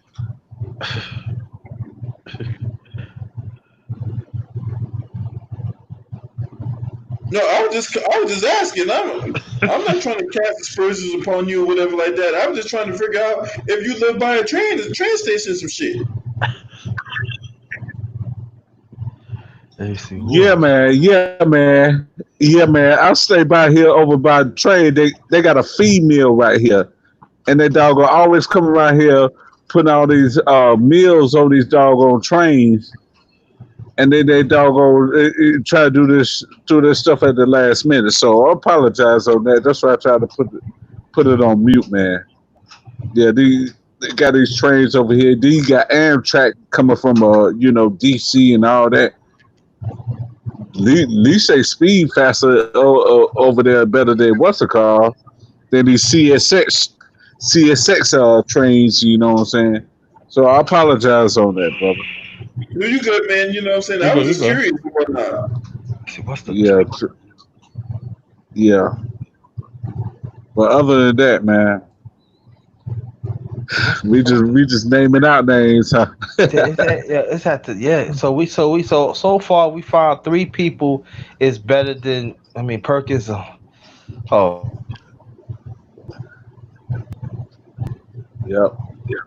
Yep, we found 3 people that are better than Kendrick Perkins, and then we found Todd Fuller. Let's look up his stats. I'm curious to see what Todd Fuller does. What Todd Fuller do? Let's see. Will he make my day or not? Todd Fuller. He played from 97 to 2001. Oh no, he sucks too. 6'11", 3.7.3 rebounds. What the fuck?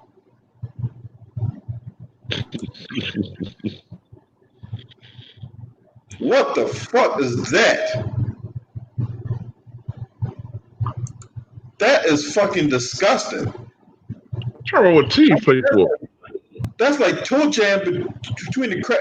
That's like dry toe jam between the crack of your toe and shit, huh? I'm trying to remember what team he played for. Oh, his shit look like a bunch of Fruity Pebbles, man.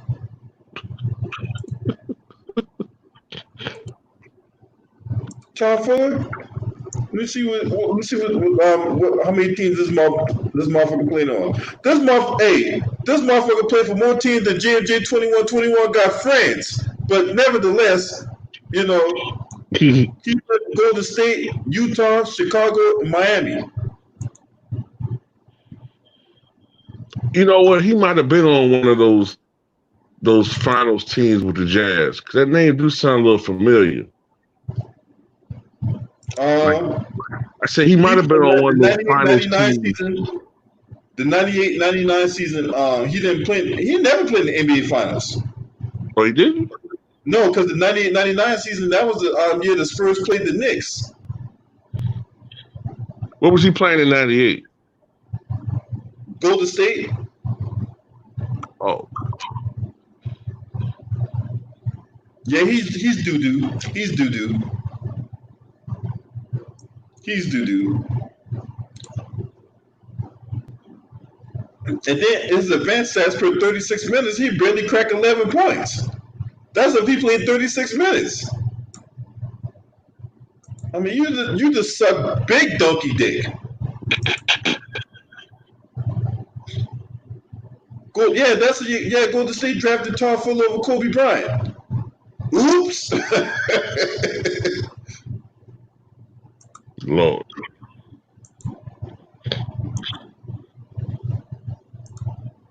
Someone asked me to look up Kevin McHale's stat. Man, obviously we take Kevin McHale over goddamn Kendrick Perkins, man. Obviously.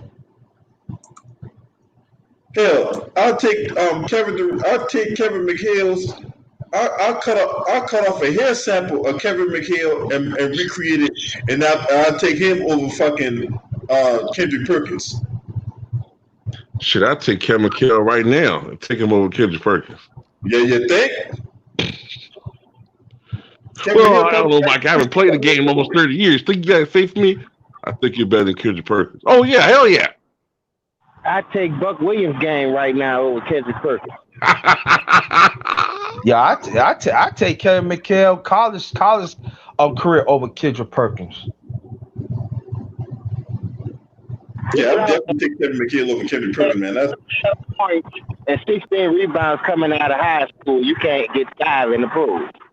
Something ain't right with that picture. I can't get past his stats to get him out. It's like, nigga, you keep getting kept back or something. You just dumbfounded. Push him so he can be the first one from Bowman to make it. That's what it seems like to me.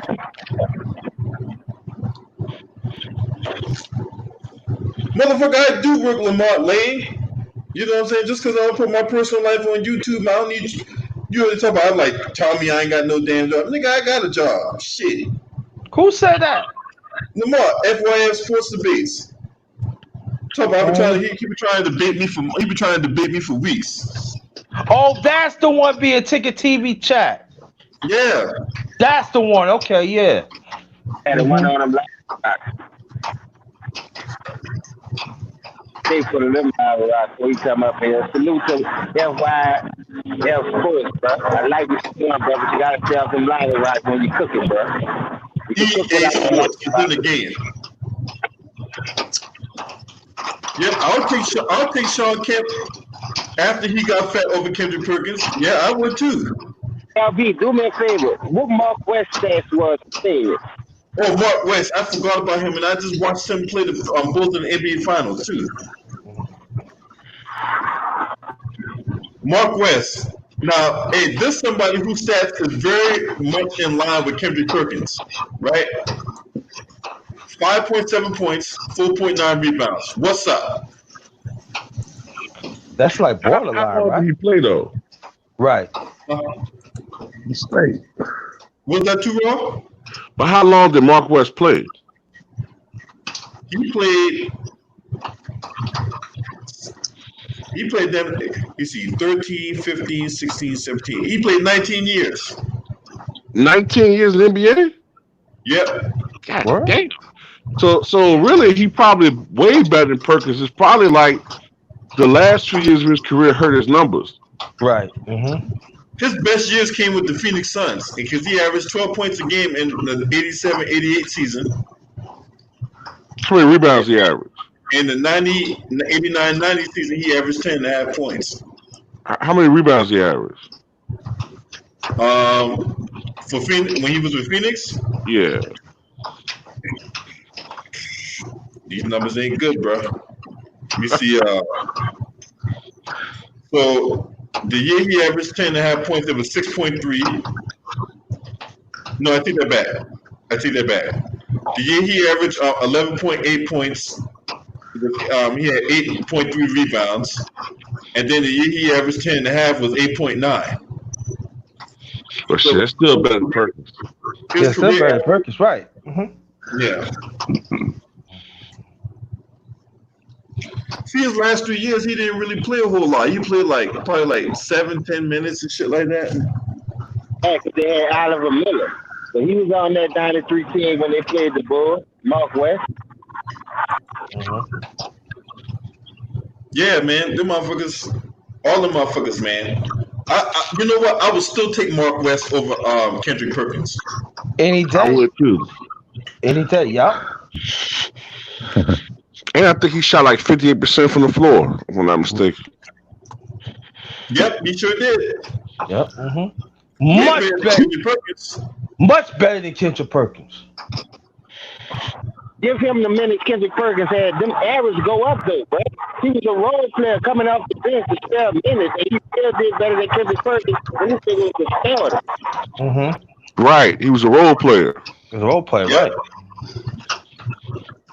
You see, Tim Perry. Let me get y'all this. Joe Klein. Oh, I like Joe Klein. Yeah. Joe Klein. He used to play with the Celtics. Yeah, and then play with Phoenix. 6.8, 4 rebounds. Yeah, I'll take that over Kendrick Perkins. Yes, I would. Yes, that's right. That work. What do you put up? What Klein put up? 6.8 and 4 rebounds. Oh yeah. Yes. Obviously, I'm picking Joe Smith. Obviously, even though his career was a fucking massive disappointment. It was, y'all. He was the number 1 overall pick coming out of Maryland. Joe Smith was, and shout out to Antoine Moore in the chat. Yeah, we already covered Oliver Miller. We take Oliver Miller over Kendrick Perkins any day. Yeah, we'll take Oliver Miller over Kendrick Perkins. You know what I'm saying? Hell, I'll take a whole bottle of olive oil over Kendrick Perkins. Shit. Yo, I take a Jiffy cornbread over Kendrick Perkins. In the box in it without cooking it. Shit. I don't like that motherfucker. I just don't like him. I don't like him either. I don't like that nigga. He's just a big fat piece of fucking, he's like the fatty piece of brisket that's not even edible. He's a fat dirty clay.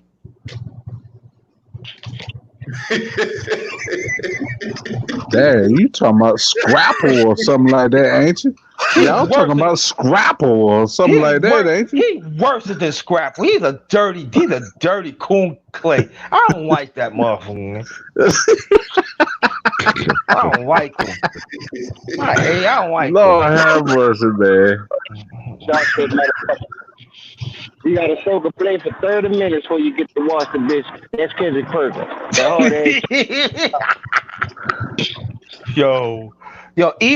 Even the buffer better than Perkins. I don't like that, man. I don't like that motherfucker neither, man. He is the fucking. Like him, man. He is the fucking stain that's on. He's like the fucking 5-year-old stain you can't rub off with fucking miracle with the fucking miracle spray and shit. Yeah, even the ball boy better than Perkins. Get out of here. Which ball boy? Ball boy at the YMCA? Yeah, that one, right. We ain't gonna talk about the pros. I don't like him, man. I don't like that man. He named for Kendrick Perkins. Kendrick Lose Bowel Perkins. Yeah, right. Let me see. You know what I forgot to do? I forgot to see what kind of nickname that nigga got. If he had a nickname. I don't give out nicknames. You know what I'm saying? You got to be good to get a nickname. Yeah. Let's find out you have a nickname first. I know they have to name him something in the NBA. Kendrick Loose Bowel Perkins. 'Cause that nigga Hey, they call him Swamp Thing. His nickname was Perk and Swamp Thing. Swamp Thing. What the fuck? What the fuck Yeah, is that? I mean, his game is like his game is that of a Swamp Thing. So can you blame him? Nah, he's a man. I gotta make. I mean, it's better than fucking Draymond Green. Draymond Green calling himself the Dancing Bear. The what? What? What? I bullshit you not. I put my hand on the fucking Bible, dog. I'm gonna pull this bitch up. I'm gonna show you. I can show you better than I can tell you. No, I believe you. I can't believe you naming some. You mean that 6'5" midget? That tall midget Draymond Green, yeah, the Dancing Bear. Man, see, a dancing bear. You mean? Boo boo. Oh, Hey man, see right there. They call him Day, the Dancing Bear, and Dre. Man, you mean fake ass Yogi the Bear? Hey, boo boo. I'm gonna show you how the con people think of the all time great. Yay! Hey man, when I told you this the other day. I told T-Raw this the other day. I'm gonna tell y'all. When I saw the Dancing Bear, that kind of reminded me of that porno when you got the porn star that come in the fucking bear costume with the dick out and shit. And Yo, you a fool. You're out. I ain't fucking with you no more, man. I ain't talking to you no more, man. Leave me the fuck alone, man. You gonna make me choke and shit, son. I ain't fucking with you no more, man. I ain't fucking with you no more, man. I'm done, man. I ain't fucking with no more, man. You dead, Joe. I'm glad y'all talk about that because I went got me a bottle when I get off, so it's going down tonight. I know we gonna be lit tonight. I gotta sip on something. Y'all cutting up. Y'all be so big old things, man. Not to sip on. Man, I might go live tonight, man. I might go hey live. man, you know I be in this bitch cutting up, man. You know what I'm saying? You know that's what I do.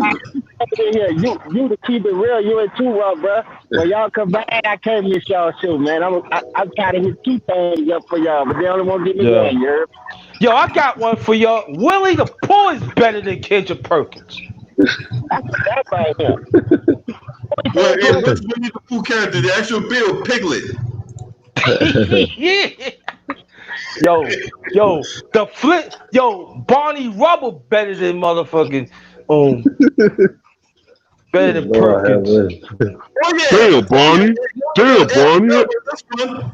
Choco remind me of the look up Ryan Holland's nickname. Look at this motherfucking nickname, the Booty Call. The what? Ryan Holland's nickname is the Booty Call. Who's whoa. What's nickname the Booty Call? Ryan Hollins. Man, he need to cut that out, man. Come on, man. He look kind of moist too, man. He look mad moist. Word, man. He look like he look like he be traveling brown, and you know what I'm saying, in brown, tunnels. You know what I mean? What the fuck is the booty call? Where people eating your ass like a puppy child? Must be Purina Catchow, cha cha chow. Put some Aunt Jemima syrup on it. Oh wow.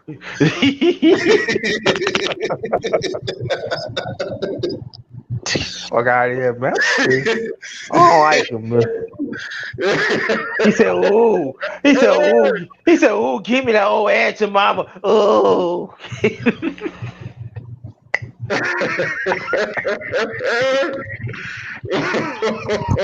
You know, I'm already wanted a fool. You know, I don't have it all upstairs, man. Y'all know that, man. I don't give a fuck. I don't like him. I don't like him either, man. Ryan Hollins calling himself the booty call. What kind of man calls himself the booty call?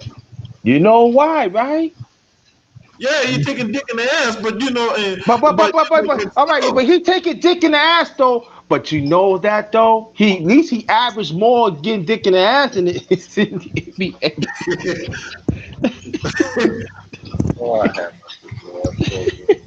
I cooked that up, that motherfucker asshole muscles is like not working. You know what I'm saying? You know that motherfucker shit just comes right out.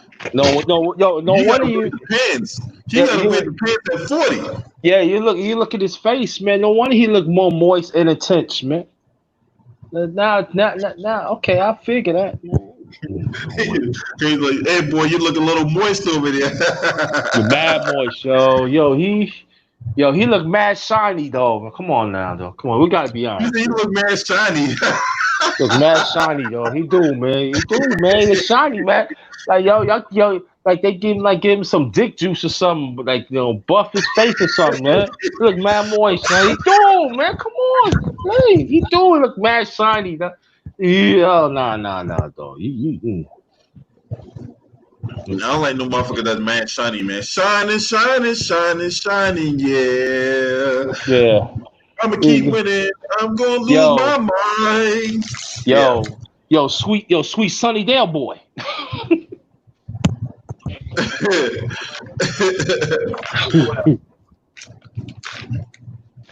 So, And that motherfucker, yeah, hey, and he probably be switching like Beyonce too. yeah. But yo, I'm gonna get up out of here. You know what I'm saying? I think it's time for me to go ahead. Put my culinary expertise to use. Yo, even culinary is better than Kendrick Perkins. You say Condoleezza Rice? No. I'm talking about what you're doing right now, cooking. Even even that shit better than that motherfucker. Yeah, man, for real, man. You know what I'm saying? You know I get down in the kitchen, man. And your boy gets down with the get down. I appreciate y'all for being in the chat tonight, man. Thank you. Thank y'all so much, man. Thank y'all, man. I appreciate that. I might be on later on though. Be cooking these food. Maybe we start on Shitty Shine Boy. Maybe we start on him tonight. I don't mind. Boy, something wrong with y'all, man. But Yo, man. If I go on tonight, will y'all want to? You want to get on? If I get on tonight, too raw. Yeah, man, I'll get on with you. Yeah, man. Oh, you got my email? Yeah, I got your email. Yeah, give it to the brothers then. All right. All right, y'all. All right, I'm out of here, y'all. Smash, like, hit, subscribe, man. This your boy. Scream at me. Oh!